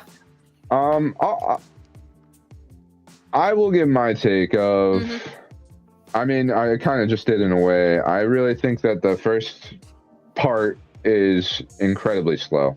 and not much Yeah. gets achieved. The Mhm. second part picks up a little bit. We get a little bit out of it. Part 3, all the meat, all the storytelling, all the everything we wanted out of the show in part 3, which is the shortest part of everything. You know what I mean? Mhm. Like, it's just, it feels gimmicky because they know they were putting this in theaters, and it Mhm. feels like that's what they really cared about. You know what I mean? That was the gimmick of this season, essentially. You know, like, if you want to give season 4 a gimmick, it was running up that hill. Right? Season Mhm. 5 is, this is going to be in theaters. It's all coming out in the holidays. You know what I mean? Like, they're just trying to make it trend as much as possible. Right? I just like the production value went down, I feel like, in season 5, which is crazy because when you compare it to season 4, I feel like season 4 is more of the finale or the hype of a finale compared to what season 5 was. So Sure, I can see that. 4 really felt like this giant climax of the story, right? true. While Mhm. 5 feels like we're hanging on for the end. You're But right. like, that all being said, I really think the finale was enjoyable. Mhm. I had fun watching it. Like, I think I was 20 minutes into it, half an hour into it, and I was like, I actually really like this. You know, Yeah, like, I felt the things same were way. finally happening. You know, Right. I feel like part of what makes part 3 so good, if you feel that way about it, is the emotional beats that they do hit. Because when they hit them very good. You know, Mhm. that's what, and I read this in a review about this as well, was, you know, like, that's what Stranger Things is good at, Is is the emotional those beats. emotional moments that they have Mhm. between characters at times, right? And I even think part 1 and part 2 did that well at times. You got Mhm. glimpses of it. Yeah, there Right. were some good parts, emotional beats in those first parts. The problem was the pacing of everything else, Yeah. the lack of action. Like, we needed more for a final season. We need to keep the ball rolling. Yeah, and not they a would just slow be burn. stopped. Yeah. Like, it's not the way you want to do this, and that's what leads into that gimmicky feeling of, let's save it all for the movie, let's save it Mhm. all for the ends, you know, and that made the end actually enjoyable. I don't know. I know not everybody feels that way about it. Not everyone's into the finale at all. It seems to be very divided. The thing that is, like, sure, I'm saying I enjoy it, but now I'm kind of sitting here saying I hate the Duffer Brothers. Right. No, that's exactly. Yeah. Mhm. Yeah. And my reasoning with that is, like, sure, you did what you did with the finale and the final season, but, like, stop talking about all of it. Just let Right. it be. Just let We it don't be. need you to try to explain yourselves a million different times, and you're getting hypocritical at a point, and you're sounding absolutely ridiculous. Stop comparing your work to Star Wars. Stop comparing your work to Lord of the Rings. Like, I don't want to hear all these things. Also, it's just like, no matter what they were gonna do, either way, no matter how Stranger Things was gonna end, obviously, I think it was gonna be divided for the fans, no matter what. But the fact they're like, yeah, so we did this because of X, Y, and Z, and like, yeah, no, it's up for interpretation because we know that you guys are gonna be upset about what we did, so we're trying to make you guys somewhat happy, trying to please everyone. Just say Eleven's dead. That's what I don't understand. It's like, just confirm that it's over. Right. It's done. She's dead. She is dead. She is dead. Even Sadie Sink says says that she's dead. I saw that Like, actually before starting. Is that Max? Yeah, Max. Yeah, I saw that post, but I didn't look at it. But, like, how would she not be dead? There's no way 8 is doing this. Like, No, because 8 would be long dead. it was like a half an that- hour later by the time they even got where if that. It was longer than that, honestly. But let's Right. say it was that short. You know what I mean? That's Like, what I love about, like, yes, it's sad, but also it's like people are like 11 lived a horrible life and then she just died, and it's like, yes, because that happens. It sucks, but it happens, and I That's think that's like- just sometimes tragedy is good storytelling. And she And I think when you always try to do a happy ending, it doesn't always work. Yeah. Why and did she you- chose- sorry. we all she got chose- things to say. She chose sacrifice. She Mhm. chose, okay, I've had a horrible life. I'm going to save my friends and Mhm. my family. She Also, chose that's another that. thing. That's Right. what heroes do. She made the sacrifice call. She was a hero, yeah. That was the other thing too. Is like if she is alive and she's traveling around the world, she just doesn't tell anyone. That doesn't make any sense. She's gonna Also, sorry, finish your thought there. It's like like you could argue about the government's still after her. It's like, well, the government subplot was, I think, bullshit. I think it was just so. It was. No. I think it was just so obnoxious of a subplot that it served a purpose, but it didn't really go anywhere. And Dr. K was just like, oh, guess what, Will? Well, Will's gonna die of AIDS, so I'm sorry. I can't believe you said that. Oh my god. I'm so sorry. W. Win moment on the stream. I'm sorry. You made this episode go viral. Literally. Who's the? So who's the real winner here? You know who the best character in the entire finale is? Okay. Anyways, guys. All right. Yeah. Anyways. I was gonna remind you. So as we were talking, right? So since Chosen's here, and I know Jake's lurking in the chat somewhere. The most goated character in this entire Ted Wheeler is Ted Wheeler. Ted Wheeler, the goat. Was the W. Ted Wheeler, the goat. Ted Wheeler, the W. Goat, yeah. He showed up at the graduation. He was the goat, man. He was the goat. Ted Wheeler, the goat. Anyways, more serious now. More serious. More serious. Speaking of Will, it makes sense that he got. That was not that picture. Why? Got the powers. But it really pushes 11 away. 11 was like the glue of Stranger Things. And then she, besides her big heroic sacrifice, they just like pushed her aside, which I find it to be crazy. Because up to her death, she should be like in the front 24/7, in the spotlight 24/7, and not just Will. And especially when you do the battle between Will and Vecna, Noah Schnapp is a very mediocre actor, so compared to the cutting back in scenes between Will acting and Vecna acting, because Jamie is so much better, I think Jamie outacted everybody in this finale. I agree. And I think he's too strong of an actor that he acts out everybody. Even the other really good actors in the show. I think Jamie just has that star power. But you know what makes me really sad about that, Kevin? I'm glad you mentioned that. He's going to this show to an even worse show. Oh, what show? Luke, do you know about this? No. So, Vecna's going to Rings of Power. Oh, that's not surprising. Oh, I forgot about that. That's not too bad. That's not too bad. But no, I just see him fitting in with the elves. Yeah, I can see that. Apparently he's playing a big character from the book, but you know. And the unfortunate thing is that even though I'm always like, I hate Will, I didn't hate him until really season 5, because I'm like, I'm sick of this dude. Like, why are we trying to make it like he's a main focal point? Because yes, he was important because he was the first kid to go missing in season 1 of Stranger Things, but I just kind of feel like his connection to the Mind Flayer and to Vecna, it just wasn't, the payoff wasn't that great in the finale. I think the setup and the mystery of it between season 1 and 2 and 3 were good, but then when we hit season 4 and 5, it's like, okay, I guess he's the sorcerer. Well, obviously it's not Will's fault because he's a character. I'm talking about the way that the Duffer Brothers' writing is. They wrote more for Will than 11. That's the issue. Also, can I back you up on your Will things? I wanted to say something that I was doing research on this week. Yeah. We're never gonna see Noah after this show. Yeah, Noah's gonna be quite unquote picky about his roles. No, it's not picky. I read into it before the show. People were talking about all these allegations. Oh, his allegations, no, I already know. His allegations stacked up. They're worse than they were. So, like, at the end of the show, a lot of the negative backlash of, like, the coming out scene and everything, as much as it's the scene, you know, whatever, well-written and everything, a lot of this problem with Will. A lot of people said cancel Stranger Things when all the allegations came out about Noah. Like, there was a lot of craziness going on. And it's I don't really hate Will. I just hate Noah Schnapp. I just don't like Noah. You're not going to see him in any more projects after this. He's done. Yeah, I know. He's cooked.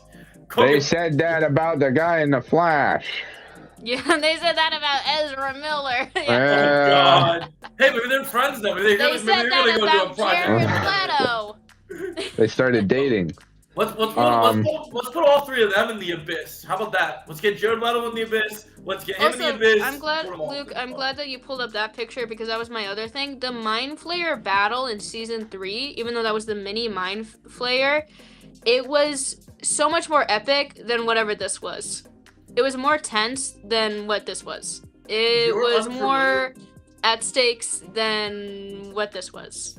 So, I like this in a D&D way, though. Yeah, in a I D&D what- way, sure, but I think another problem is that Duffer Brothers, they don't really know anything about D&D. Well, I know, can I but I nitpick feel- a little bit? All right.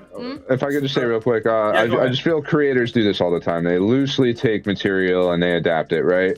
Right. I mean, it's all over the place. But when you finally get the D&D feels, it works with the show because it has that loose feeling of it in general, right? So like when you actually get a little bit of something that is a little D&D, even if it's not completely accurate, it gives you a little bit more of that, like, oh yeah, like this is what they're doing. And I got a little of that out of the finale where it's like, okay, you have like a party of people attacking the Mind Flayer from the outside while you have the most important character fighting the inside Vecna. Like that felt like a D&D type of like setup. You know what I mean? And that I did appreciate about it. And I'm sure they did enough research, or someone did, to get that there. But that's So I want to say something about this. So I wish, and I know this might be a hot take, because I know there's lots of people who love Stranger Things, love the Mind Flayer. I wanted the dragon, man. Forget the Mind Flayer. I want to see the dragon. Theory. I wanted to go with the dragon, man. I wanted Will with a sword and a shield. Not Will. Mike. I wanted Mike with a sword and a shield, and then the whole wizard. Like you said, you wanted it to go crazy. D&D, baby, go crazy. Oh, that would have been cool. I had this picture in my head too, with like the red background and everything, and like them actually like kind of being their D&D characters in a way, like actually having a final fight. They didn't go that far with it. You know what I mean? No. And to what you said, yeah, it would have been great. But like what Ken said earlier, where it's like the crazier the better. Honestly, that would have benefited this 100%. But one thing I've been waiting to say about 8 and why 11 is dead. Like, how are we going to sit here and really lie to ourselves and say something like, okay, so 8 clearly makes it like known that she needs to die and 11 needs to die, right? And like, this is where my story ends. She puts a gun up to Hopper. Like everything that she does, and at no point shows zero remorse or ever wanting to give 11 a different type of ending than what she has shown us. How are we going to go now and sit here and say that 8, yeah, no, she was okay with doing that and making a secret plan that we never knew about to keep 11 alive? That makes no sense. On top of the fact of how hard Mike is grieving. Like, why would Mike be grieving so hard if he knew if he knew that she no, but she also knows- the graduation stage, he didn't want to walk because he felt bad that 11 wasn't going to be there. So Right. it makes no sense. Literally, they put Mike coping with the story for the fans that are coping. But it's beautifully told, I think, in a way too. I like the way that I- it's written for sure. Some of the best writing in the finale, I almost think. You know what I mean? Where they pulled together the D&D thing at the end with it, like it really, it was cool. And it felt like a real ending. And that like gave it the ending feel, you know what I mean? Because if they had just said she was dead though, that would have been fine. But like, I really like this like exploration of something that I feel definitely didn't happen. You know what I mean? Like it is the coping and it's human. You know what I mean? Like, to me, that's good storytelling. I wanted more of that out of the whole show. Yeah. So Chosen said this thing about the dragon. He said, but if you're going to bring in the dragon, do it a season early. You can't just bring it in the finale with no build-up. They could have built it up. They could have plenty built it up. There would have been an opportunity. Eddie would be proud of Justin. I like Dude, the I Mind think Flayer. Eddie should have came back from the dead with his guitar that's like a flamethrower. Yeah. Because Sorry, off topic. The friends that I was watching Stranger Things with, my one friend's into Death Stranding. He likes those two games. And there's a character called Higgs who has a blowtorch guitar. And we were talking about how funny that would be if Eddie had a blowtorch guitar and he came in and he set the Mind Flayer on fire. And like he was the whole whatever the vampire, whatever the D&D bat thing. I forgot what it's called. That's what Welcome to Derry has on Stranger Things. Is they were able to use someone that died in a Isn't better Welcome way. to Derry so much better than Stranger Things season 5? Get me out of here. I gotta go, guys. See you later. Oh, we're gonna start the can of worms? Oh man. No, we're not. We're gonna close that back up and duct tape it. We're gonna Close leave it that like chest. that. Close You that throw it in the box. fridge. Yeah. I like that. I would like to see Billy come back too. I think that would have been cool. Another thing that Chosen said with the whole they defeated the Mind Flayer with fireworks essentially in season 3, which I get that, which is an easy thing, but also I would argue that again that was the mini Mind Flayer. That was like not the actual it wasn't his true form, you know? So I would think there would be somewhat more difficulty for when they're actually face to face with the real thing. Yep. But I totally get what you're saying though at the same time. It's just kind of messy writing on the Duffer Brothers part. Chosen also says also Jonathan is the MVP of the finale. He saved both Steve and Nancy. Jonathan. I don't like how they handled their relationship at the end. So, Me neither. I mean, obviously, like, it's controversial, the scene where they break up, because they had to literally explain that they broke up. Right. Like, good job writing that. We already talked about this in the previous episode, though. And,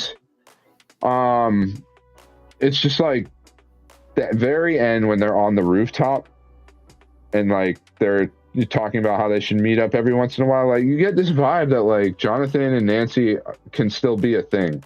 And the same way that Kenna wanted Nancy to be on her own for her own independence, I at this point would like to see that for Jonathan as well. Yeah. You know, I don't want to see this like, okay, you're going to just like stand on the sidelines and be the guy that's there for her when she's ready. You know what I mean? Like, I don't like that either. You know, like, I kind of wish they did just actually break up and actually not do this, like, it took a space to actually break from each other. I also think an issue is that Charlie Heaton and Natalia Dyer, which are the actors who play Jonathan and Nancy, they're dating in real life. And I just think their chemistry is too good on screen that even after they break up, they still somewhat act like a couple. Right.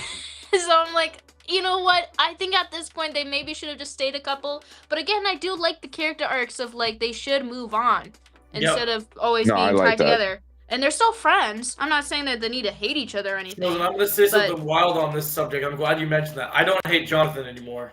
I don't. I don't really hate Jonathan. But I do hate Nancy. My only one nitpick of that character is like, why did they even write him taking pictures of Nancy?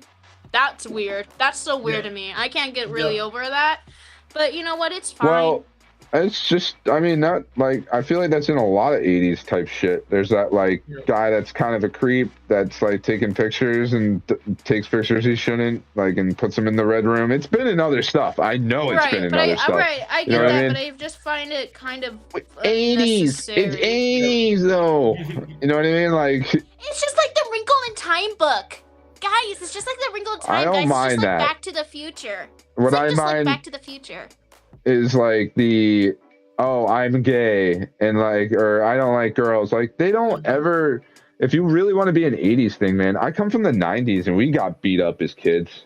You know what I mean? Called gay all the time or this or that. They don't show any of that actual part of the culture. It's very like, here's the nice side of the 80s. You know what I mean? And like very, very little of any of the bad of it. You know what I mean? But that's what makes it. They did, again, this is what makes season 1 so good, is that they did do that, I feel like, in season 1, where they had like the main bullies that were bullying the boys. Where, really, you know, they were racist to Lucas, and then they did call Will queer, and like even like it was all there in season 1, but then as it got expanded, they kind of lost it. Oh yeah. Tried to desperately get it all back for season 4, which they actually achieved. And then 5 was a flop. You know what I mean? Like, I don't know.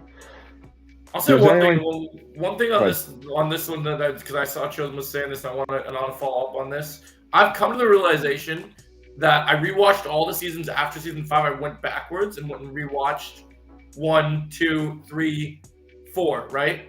And I've come to the for me, Steve has one of the best character arcs that there has been on this show, because he goes from being this total bully that was only meant to be in season 1 to like literally becoming this awesome. And what I love about Steve is he's just the guy. Like, he's just the regular guy. Like, oh, I want to have my 6 kids. I want to, live my life. I'm gonna be Coach Steve.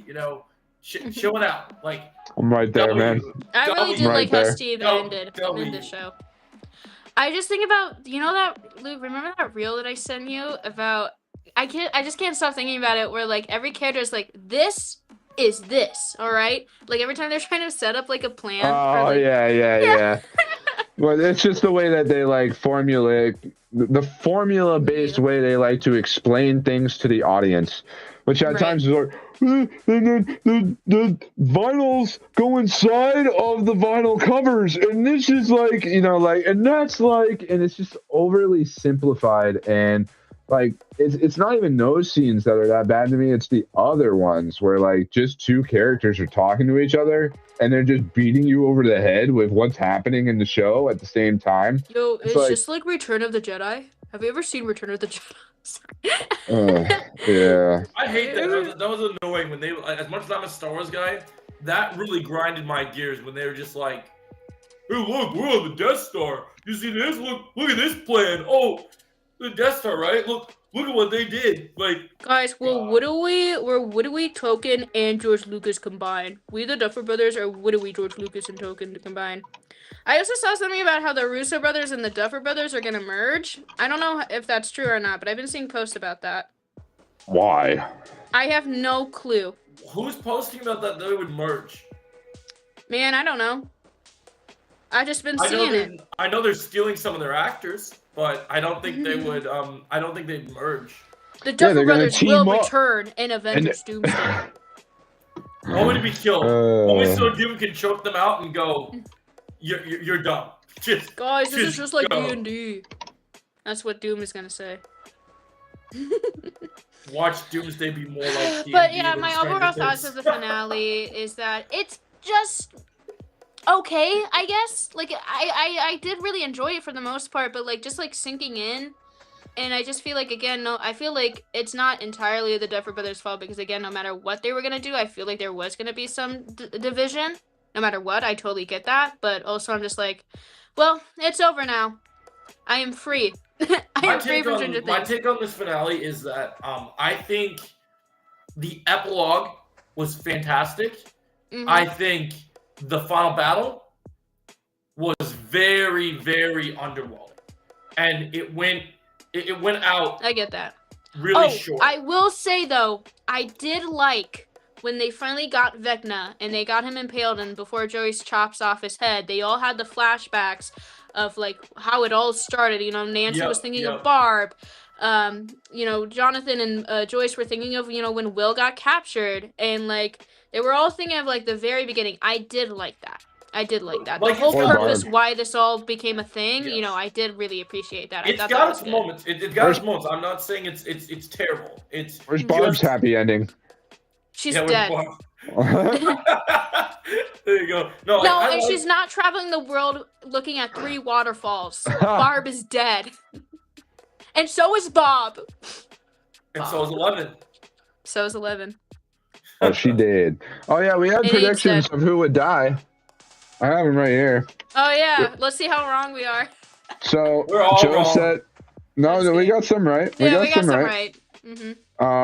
Joe said 11 and Steve. I was wrong about 1. Okay. Nope. Kenna said 8 and Hopper. So you got 8. And then I said Hopper, Steve, and 8. So you got 8. I got 8. We all got 1. That's good. We all got 1. So you guys got 50%. I got 33. So that's all right. Yeah. I guess you guys tied a win, really. But you know one of my biggest nitpicks of this finale that I've been thinking about lately when rewatching the seasons? what's I that? think Hopper needed more action in the finale. I think Hopper should have just I feel taken like out they attempted that with the first part, and it didn't do it well. You know what I mean? Like it's like it needed more than what it had for sure. You know? Yeah. Hopper should have just taken out Dr. K. She's useless anyway. Just end her. It would have been cool to get like the Dr. K arc in the beginning, and like they would have fought her and had to defeat her, and then like someone just takes her place, and it's like this never ends. Do you want to know the wild take I was thinking about that I don't know if anyone would Never agree with this, but I actually kind of like this? I think you bring in Vecna and the Mind for later, and you build the beginning of the season on just the military occupation. That's what I'm saying. So like I think that would be cool. Of like, okay, so it's the military really being threatening, really trying to do this, and not a 20-year-old taking out trained commandos with an F-16. Yeah. I'm sorry. I'm never gonna let that go. I'm sorry. I will forever be a Nancy hater, and I will stand my ground. I don't care. I'm sorry. It is. You don't like Nancy? Well, it's just You're weird for that one. She definitely. It's hard to believe she could do that. You know. Yeah. I know, but that's not Nancy's fault, guys. That's not Nancy's it's not fault. Nancy's fault. That's the Duffer Brothers' Yes, fault. I don't like the right. Let me rephrase it. I like Nancy as a character. I think the actress is amazing. I don't like the handling of Nancy. Okay. I don't like I love her as a character. I don't like how she was used. Is right. The best feel that. word. Yes. So, all right. So I'll clarify that more because I feel that's like no. I do like Nancy. I saw a post. I want to bring this up to you guys. I saw a post that I thought was funny because certain actors were left out. I saw a post that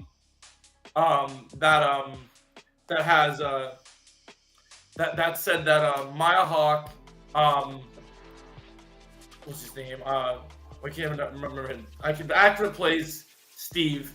And, Joe Keery. Yep. And then there was a third one. Who was the other one? There was three of them. It was Maya Hawke, Joe, and then I think it was Jonathan's actor. You said. Oh, Charlie Heaton.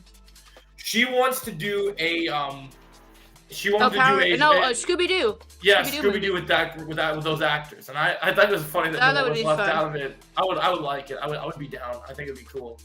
I think Joe Keery would be Fred. Charlie would be Shaggy. Maya would be Velma. Oh my God. Oh, we're getting into this. We're moving on to Fallout. The better show. Let's go. Oh, the better show. Why don't you start off then, Joe? I liked this episode except for one thing, and I'm really mad about it. And it's not a problem with the show at all. It's a problem with me. It's a problem with I got too attached. So I loved when they introduced Camille Gianni in the last episode, and then when Maximus decided to take him out, I was upset. Because I thought with him being such a big budget, with him being a pretty big actor, I thought, okay, we can get him for most of the season and get some really fun moments. Because I liked kind of the vibe of him in this world, of him just kind of grabbing Maximus like, hey, let's go, do some fun shit. Let's go take it out for a spin. Like, kind of like, I liked the vibe. And then he's gone. I'm like, no, why? Yeah, I definitely didn't expect him to only be in like one episode, Yeah. I'm fine with it though, personally. Yeah. So if you guys aren't keeping up with Fallout, we've had some new actors join the crew here in the last couple episodes. We're on the third episode of season 2, and Macaulay Culkin shows up in the Legion, which is like Caesar's Legion, what they call it, Khazar, right? And I just feel like I'll say so. Kamal, right? Is it Kamal or Kumail? I don't know, but whatever you want to call him. He I just don't like the silly type actors almost. Like not even silly. Silly's not the right word. Like I feel Kamal leans towards humor.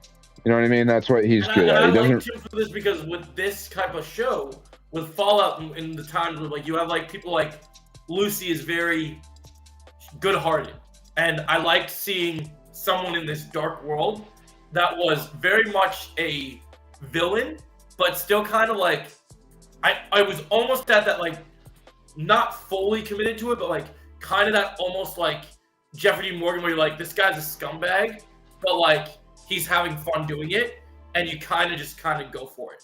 Like that was at least my take on it. I just thought I like the fun. I like the fun vibe. Like from my point of view, it was this guy's an asshole, but he's a ton of fun. Because I think the old guy that's in charge of the whole Knights, I'm kind of just getting sick of him. He's kind of just old Fallout Palpatine. He's just kind of like, I'm in charge and I'm gonna do it and I'm gonna do this and there's nothing wrong with that. Like, I mean, we gotta have our bad guys. It's cool, but he just kind of seems a little too one note for me. That's what I don't like about the leaders. They all feel very stereotypical. Yes. Exactly. So I'm glad that we're on the same page on that one. I feel like that's definitely that's what I. But yeah, I know. I'll be honest. I'm not crazy about this whole Legion idea in this story. That's one of my other nitpicks about this episode. I'm not crazy about this little setup. So yeah, I read some about it. Like when I first watched the episode, I was kind of like, "What is this?" Because I haven't played New Vegas, and I'm playing through the games right now. I'm still on 3. And I looked it up, and I'm like, oh, it's actually a thing. But I also saw reviews of people kind of tearing it apart, saying like, this is the Legion, one of the like most important factions in the Fallout world. And it almost feels like they're like they just Lucy and the Ghoul there, the Cooper, like literally just walked on by, and they seem to just be leaving it behind, right? I feel it's still gonna come back. I think it's gonna come back too. Yeah, they didn't just introduce all that just to let it go, you know. But we still haven't talked about it. Macaulay Culkin. Hey, Kevin. Yeah, Kevin, sure. I'd say Home Alone kid. Before I'd ever say Kevin personally. Well, that's who that is. I didn't even realize that. That's crazy. You didn't recognize him? Yeah, that's why I don't like it. Honestly, like, so you introduced Kamal in the last episode, but then you already killed him off. I can get behind that now. You know, like I like what they did with his character now, because I feel that like your central Fallout characters should be more on the serious side. Like, and the comedy that's being played around them is like a mock of society, a mock of like sociology and the groups and the way they handle each other, you know what I mean, and how they think of themselves. You know what I think my issue with it is, and I don't want to cut you off, my issue with the Kamal thing is that the last episode, to me, I thought he was going to come in and be very different. Like, as much as I enjoy his comedy, the vibe I got from the setup of the last episode was I thought he was going to come in here and kind of fuck shit up. Like the way that these leaders, I kind of thought so too. I kind of like I was really hoping, to be honest, I'm a little disappointed because while I find him fun, I was disappointed that he didn't come in here and he was just like this cutthroat. Like, what if he's not dead? Ooh, I like that. Yeah, I was kind of thinking that. I'm like, I didn't really read his death as a death because he just bonked him on the head. I kind of just read it that he's just knocked out. Wouldn't you cause, in that suit, can you protect yourself from blood trauma to the head? Like, how man, we got ghouls in the show. Yeah. If he's not dead, I'm down. Like, if he's not dead and he comes back and does something sinister, like, I just figured it out. Because something that Maximus said in this episode, it makes sense. He mentioned a war. So if he's not dead, maybe it's him and Maximus going to war against each other. Like the factions start really. Well, I think war is going to happen either way, whether he's dead or alive, because look at what just happened. Unless they can somehow convince him that like something in the factory hit him on the head, which could be funny in the Fallout show. I'll give it that. But this might be a hot take, but can I be honest with all 3 of these episodes? I know that we love, like, I love Welcome Guns, I love the Ghoul, but my favorite storyline this season so far is everything to do with the Knights. I don't know what it is about the Knights faction, and this is gonna get really sweaty for you guys. But so like really nerdy, we're gonna get really nerdy here. Are you ready for this? You know why I like the Knights stuff? Why? Because it feels like we're setting up for Warhammer, baby. Like it's That's so different though, man. But I know what you mean. But yeah, it just gets me kind of giddy. Like the lore, I just kind of get that like, ooh, Amazon's getting ready for that Cavill Warhammer shit. Oh, right. Like, No, I think I saw the suits. Yeah. the Knights definitely are like the central plot. It feels like of this season, but that's only for now. Right. I have a feeling that like it could be this next episode tomorrow that we're getting actual Vegas. Like when is Vegas showing up is kind of where I'm at. Okay, we're about to have episode 4. Once episode 4 is done, we are halfway through the show and we still ain't at Vegas. You know what I mean? Like I get the first show tried to be slow and like it built up, you know, like you had to kind of give it some time to get there. But like, are you only going to do 1 season of Vegas and we're only going to get like 4 episodes of actual Vegas? You know what I mean? Like in that season, I just wanted more like. You got to think they're going to build it up. You got to think they'll go full on Vegas season 3. You got to think that there's. See, like that, I'd be okay with that. If we take 2 seasons for Vegas, like sure, I'm cool with that. It's too big. And remember when before we got the trailer, they did that big announcement? They hyped up Vegas. So like if they. Like, I think it was even the Lucy actor that hyped it up when they were announcing like all the actors for the season and stuff. When they did that, what was it? Was it the Game Awards? No, it was before the Game Awards, right? It was one of the events that happened before Christmas. They announced Fallout something, and then they like literally like before they're like, oh yeah, we barely have shot it. We just finished this filming, and even though we have barely edited this, here's the trailer. And then before that, they're like, oh yeah, and we're doing Vegas by the way, and people went crazy. So. I hope that they know that people want to really see Vegas. Like, so I'm sure. I'm sure they do. You know what I mean? I feel like they're building it up in a big way. Kenna, why don't you go? What do you got to say? I thought it was really good. Just kidding. What's your guys' score for this? No, it was good. Yeah. It was good, for real. Like, it's the actors I don't like. I totally get what you guys are saying about the critiques. Again, I don't really know nothing about Fallout, so when it comes to the accuracy of the games, I can't speak on that. But I thought it was a good episode. I enjoyed it, especially I really enjoyed it for the ghoul. I think ghoul is the more of the scenes where he's not the ghoul yet. Before it all, the nuclear happened. You know, I think his character development is really good in this episode because even though he's still that. You know, very rough edge, don't trust anybody. He's slowly kind of becoming himself again in a way, being around Lucy, where he is being, you know, kinder. And he's thinking back on what he used to be like before it all happened. So I really thought that was the highlight of this episode. It didn't bother me, the whole Kevin Home Alone guy. I totally get that, though. I thought it wasn't the worst thing ever. I was more concerned in the fact that there was this one dude who I deadass thought it was gonna be The Rock, and it wasn't. But I was really scared that Dwayne The Rock Johnson was gonna appear in Fallout. That would have been where I was like, oh no.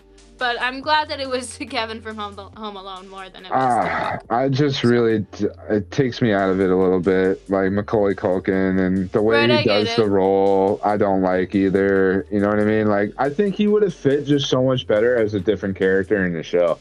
I think it would have been better if instead of he was part of the Legion, he was another Vault Dweller. I feel like he looks. Oh, he would have killed that. Yeah. He would have killed. It would have been funny. You know what I mean? And I was even saying like Thaddeus with the kids with the opening the soda pops, right? Oh yeah. Like kids by this age are dead by now. I also like that part of the episode. No, it was funny. You know, but I could see Macaulay Culkin also doing that part. I still want Thaddeus dead, though. I don't know. That guy. Thaddeus ain't dying. He's a ghoul, bro. He pisses me off. It would take yeah, why? Wait, sorry. Wait. So remind me which one Thaddeus is? Is that the one?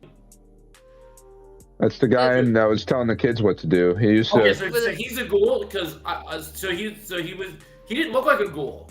He's starting to become a ghoul. He's going through the process of it. Joe needs a rewatch. What you got against The Rock, Hannah? Essentially, it's like, oh, that's The Rock. I kind of, you know how I was like, I don't let the MCU actors bother me. That's where I draw the line. That's my kind of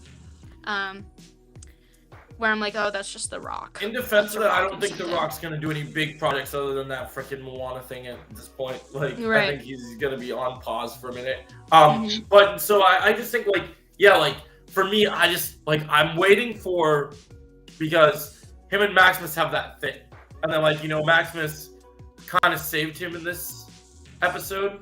Right. Oh yeah. He's such a scumbag though. I've just been waiting for him to kind of get his. Thaddeus? Yeah. I mean, it's arguable, right? I feel like Yeah. because so Thaddeus was doing the right thing when Maximus had literally killed the knight and took his armor, Yeah. right? And Maximus breaks his foot by stepping on it. Yeah. He gets to that doctor eventually. That's how he turns into a ghoul, but he doesn't know he's a ghoul yet. It just heals him. Mhm. And then he gets shot in the neck with an arrow. And he's like, oh, I'm a ghoul. Mhm. Like, I thought that was really funny.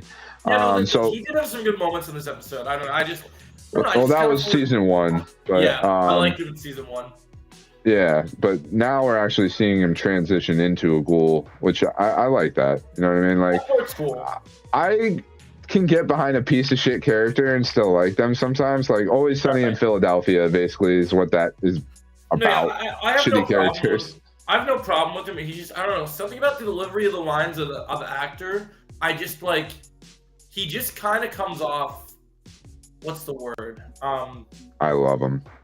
He's a little whiny. Like, Yeah, no, I love him. Like he's bossy and like, I don't know. I'm just. No, Maybe yeah, just- I think he kills it. I like Right, the character he's playing. I think it fits in the world and everything. I know what Right, you're saying, yeah. totally. I just prefer. I like it. I don't know, like, and I especially like his scene with Fred Armisen in the first season when he comes across him and he's playing the music. And he's like, yeah, the mids. Yeah, you hear the mids? He's like, oh yeah, there they are. There. No, I've just kind of gotten to this point. I feel like I've gotten to this point when it comes to like media that I just want to see. Like, they keep giving these people like likability and just like even with their scumbags, there's something about them that makes them likable. I'm ready for in media to just have people that are just cruel. Like, Well, that's I just Lucy's wanna dad. See, yes. Hank, Yes, that's his I name. like yeah. his sto- Like, I like his I story, like yeah. what he's doing. I like his purpose as the bad guy. I have a miss feeling this that. next episode is going to be a lot about Hank again and Norm because we got no Norm or Hank in the last episode. Yeah, because I missed that like when a lot of these media, I'm so sick of like not every character obviously gets redeemed, but they add these little traits of likability, and Well, that's kind of like how humans are. The complexity of But I like wanna not watch everything is black something- and white. But I want to watch something that like literally makes me go, wow. Even though I've been a fan of like old school villains all my life, but even I want to punch this dude in the face. Like I want to see that feeling of watching a TV show or a movie with that gut punch where someone does something so cruel. You want to you're feel like- rage. Yeah, like I feel that rage, that fever, like just like I want to feel the like just wanting to punch something or someone like in that. You need to watch Breaking Bad. I've seen Breaking Bad. I love it. Oh, One of the well, greatest that's shows of all that show, time. bro. That's that show right there in a nutshell. Yes, The but I think we're villains about to- are villains. You know what I Right, but mean? I think- Like, That's the thing that people haven't realized yet, though. And I wouldn't use Fallout as an example, but like in general of media in related to Fallout, we are about to see a new uprising very soon. Of media is going to go back to. I think we're going to go back to that level eventually. I think we're going to get to that. You're going to get villains that are villains, and there is no redemption for these characters. And I can't don't wait see for that. Hollywood making any kind of big changes, man. I know you want that, but I just don't see it. I don't know. That makes me sad. I wish. I hope so. I want something to. There's gonna be But- something that comes out that does it. I'm all about gray areas too, though. I like And I like more. gray areas. There's some characters I think gray areas are acceptable. Like I kind of liked that. Like my whole thing with the reason I kind of liked, even though he's comedic and like we expect him to be comedic, I like that Camille was like even though in this episode they played more the comedy, I liked how he interacted with Maximus. Like I liked how he wasn't it's just like, oh, half and half, you know? yeah, it kind of was nice. It was kind of like, okay, he's cracking jokes, but he's also still like, in that moment, he was pretty dead serious. Like, he was pretty like, Oh, yeah. So I'm really hoping he's not dead. I'm really hoping that we're going to get that, like, Hammer come back and just like, oh, you thought I was dead. I mean, it could end up like a kidnapping type situation where they take the armor away from him and they just like have him up in that factory and there's nothing they can do. But then they'd have to hide the suit because the Brotherhood would show up. Like, there's all, I don't know. We'll have to see. That's where, like, you can have your critiques of the show, but like, it's a good show, man. Just like you were saying, like, the better show. I just like, well, like, we both are, but you know. This show, I don't have, like, it's not even a critique, it's more of a nitpick. It's just, I couldn't really find anything to really complain about. My expectations were too high. I got too excited about the idea that he seemed by the end of the episode, I thought we were going to get some real villains.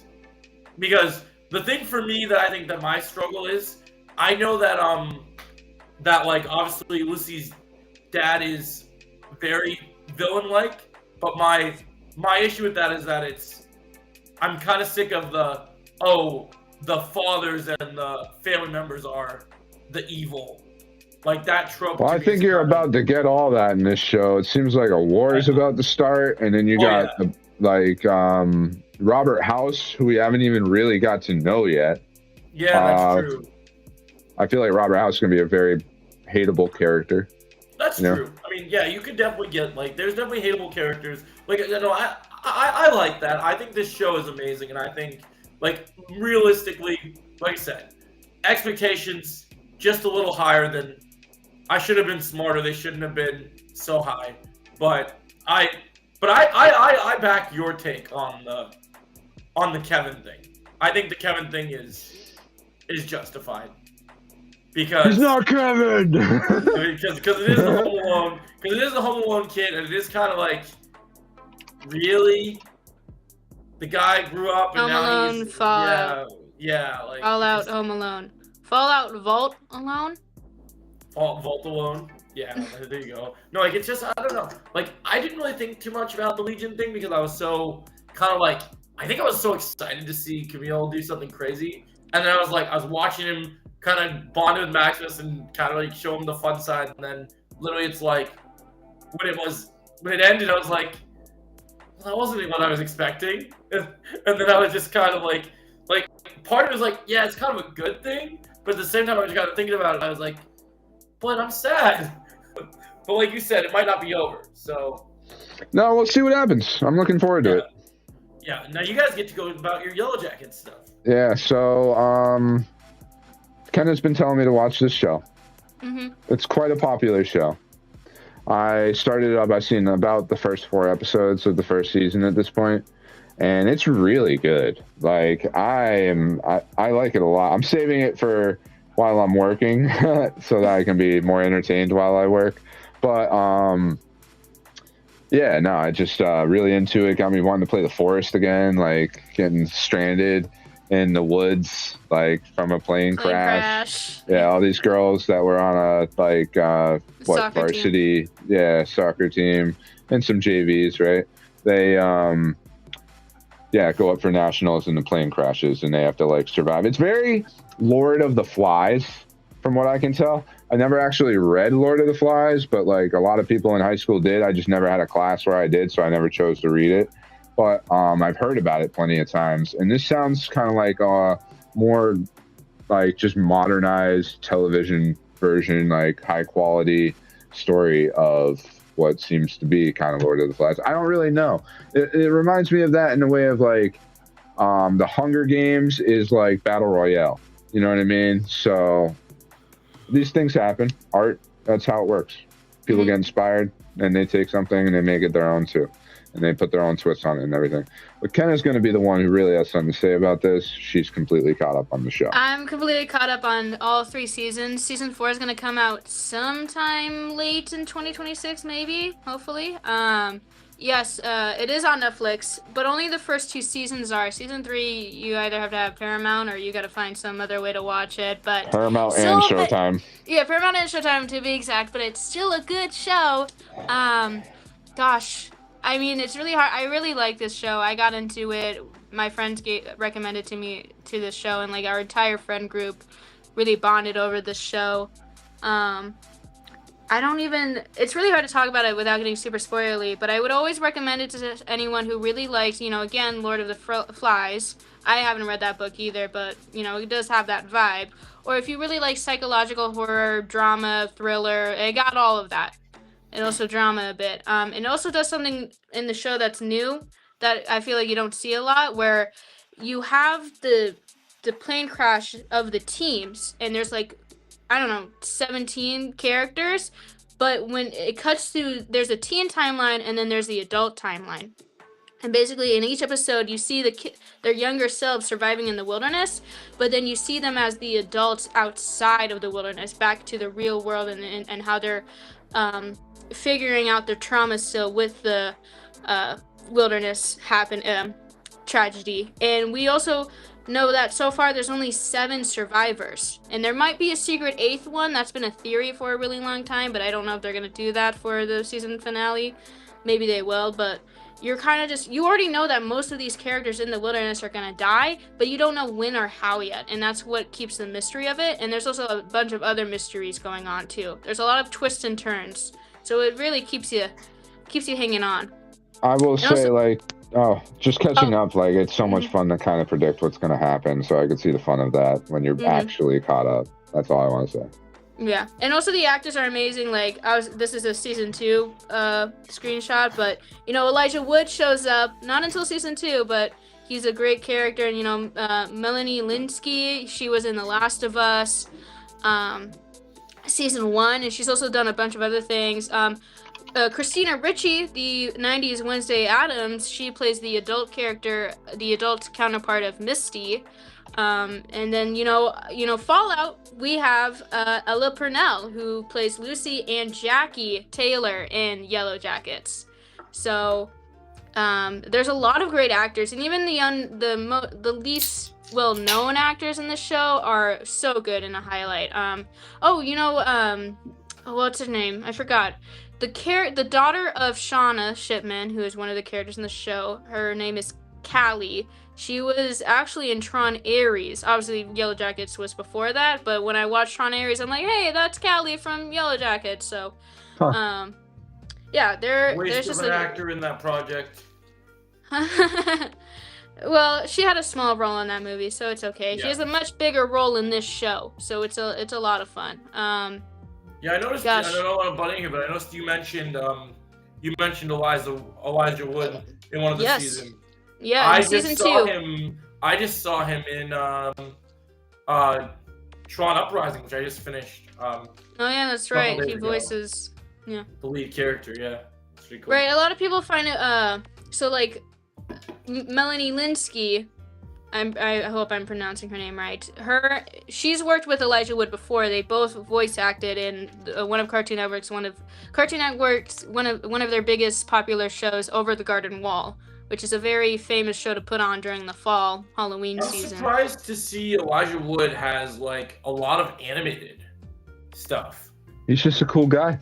Yeah, he's a cool guy. No, I'm not knocking it. I'm just I know. I'm just surprised. It just kind of blows my mind, because I just think of Elijah Wood as, Frodo. It's and then the guy from Spy Kids.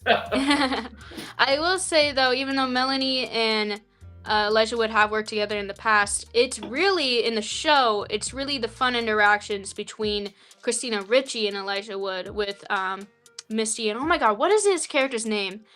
What is it? I forgot his name. Wilfred? Oh my God, because I've just been calling him Elijah Wood the entire time. I completely forgot his character's name. But they have a somewhat of a relationship character arc going on, and it's really fun seeing them act between Wednesday Addams and Frodo, right? So that's a fun bit. OG Wednesday Addams and Frodo. Yeah, OG 90s Wednesday Addams. I also just... What else can I say about the show? It's just really good, and all the characters are great, and also because The characters are really flawed too. That's, I think, what's the best part about it. You can have your favorites, of course, but like some way or another, some of these characters do really bad, horrible decisions, or they suck. But that's okay. And also, again, with the teen timeline and the adult timeline happening at once, there's gonna be times where, at least for me, you hate the teen version, but you love the adult version, or vice versa, depending on who you cater towards. But that's the fun about it. I do have some of my critiques with the show, but I can't get into that because that would be super spoilers. When the show's done completely, are you gonna get that box set? Like that, the like Yellow that, Jacket? Yeah, like the 4K, like just go crazy. Like get it on DVD? I don't know. Maybe if they ever make that, sure, I'll get one. Oh, they make it. It's just not as. You don't see them in the stores like you used to back in the day. You know what I mean? You on Amazon. I'll definitely get 1 through 4 because 4 will be the finale. It was originally gonna be 5 seasons, but they cut it to 4. Okay. So juicing it up.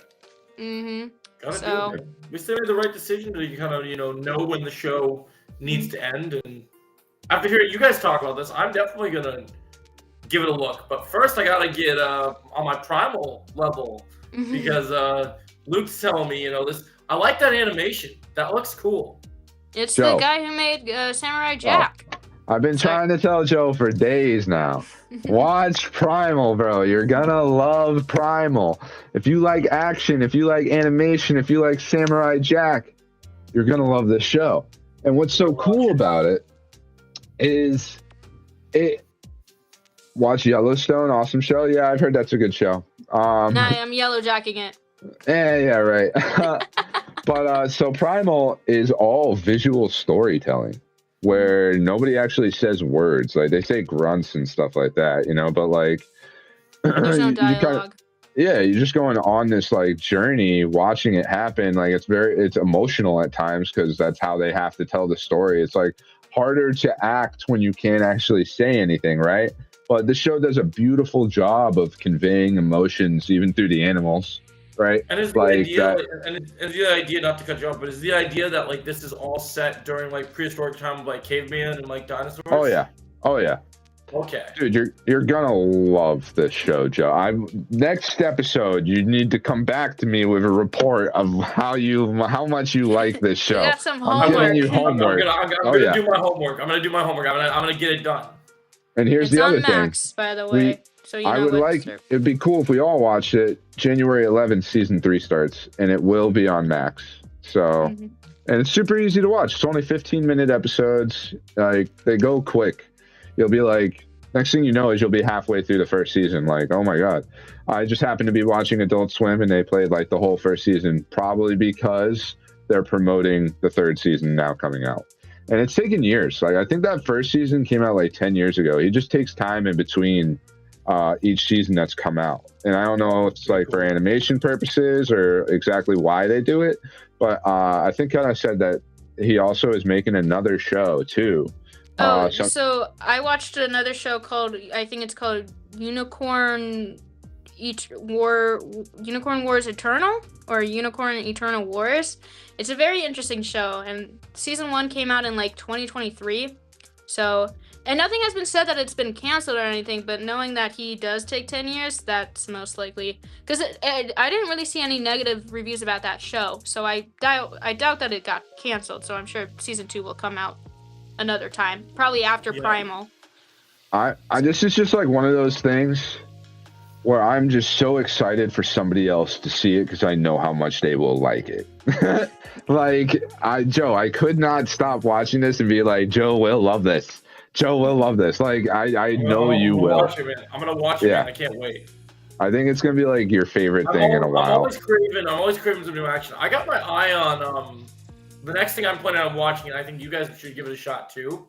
Is there's a new show on Peacock with the girl that got fired from Scream, and then Simu Liu who plays Shang-Chi, and it's kind of a I know what you're talking about. I've seen ads for that. Espionage thriller type thing. It's got my attention because I love that gritty underground like fight stuff. I don't know why. I find that kind of stuff, the gritty like underworld type, like what's the tone? I'm trying to think, like suspense type of feeling. I like that type. I like those type of shows. Those type of stories interest me.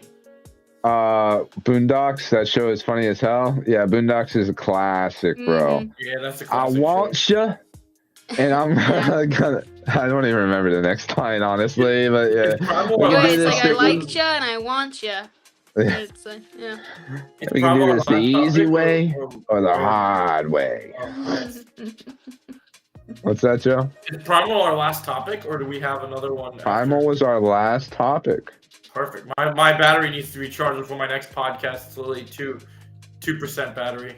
Yeah, that's You want right. to talk about that for a second? Oh yeah, guys. I'm gonna be going live in about, let's see, it's 6:22. About 3 to 4 more hours after I have a dinner break. My friend who I haven't seen in a long time, I used to work at the movie theater. Me and my buddy Sam Fassler I wouldn't necessarily consider it a podcast. It is kind of, but it's not like a consistent thing that's gonna be every week. It's just gonna be tonight. You don't want to miss it unless you catch it on the replay, because it's a one night only event. The return of Sam Fassler and Joe, and we're gonna be talking about. It's not necessarily gonna be like news topics. It's gonna be catching up on everything. Like, hey man, what did you think about this DC thing? Hey man, what do you think about this? Like, have you been reading this comic, bro? I haven't seen you in a long time. What's going on? So it's Nice. me reconnecting with an old friend, and so if you like that sort of stuff, want to see that camaraderie, it should be fun. Sounds cool. Yeah, I'll throw it on. good. Yeah, sounds good, man. It's good for background stuff when you're doing some edits or playing some games, playing some Marvel Rivals. Hey, Marvel Rivals. So I looked up, I had to look up Elijah Wood's character in Yellow Jackets. Oh my god. His name is Walter. His name is Walter. That's very Walter. important. Oh, Walter, right. Walter. Walter. Sorry. No, That's just no my one worries. little thing. So thank you guys all for watching so much. Episode 44, Legion of Creators. Hope to see you next week. Same time, same bat channel, right? What about Batman? What about Batman? What about Batman? Same time, same place. Let's go. Thanks for watching, guys. All right, you have a great bye. one. Take care of yourselves.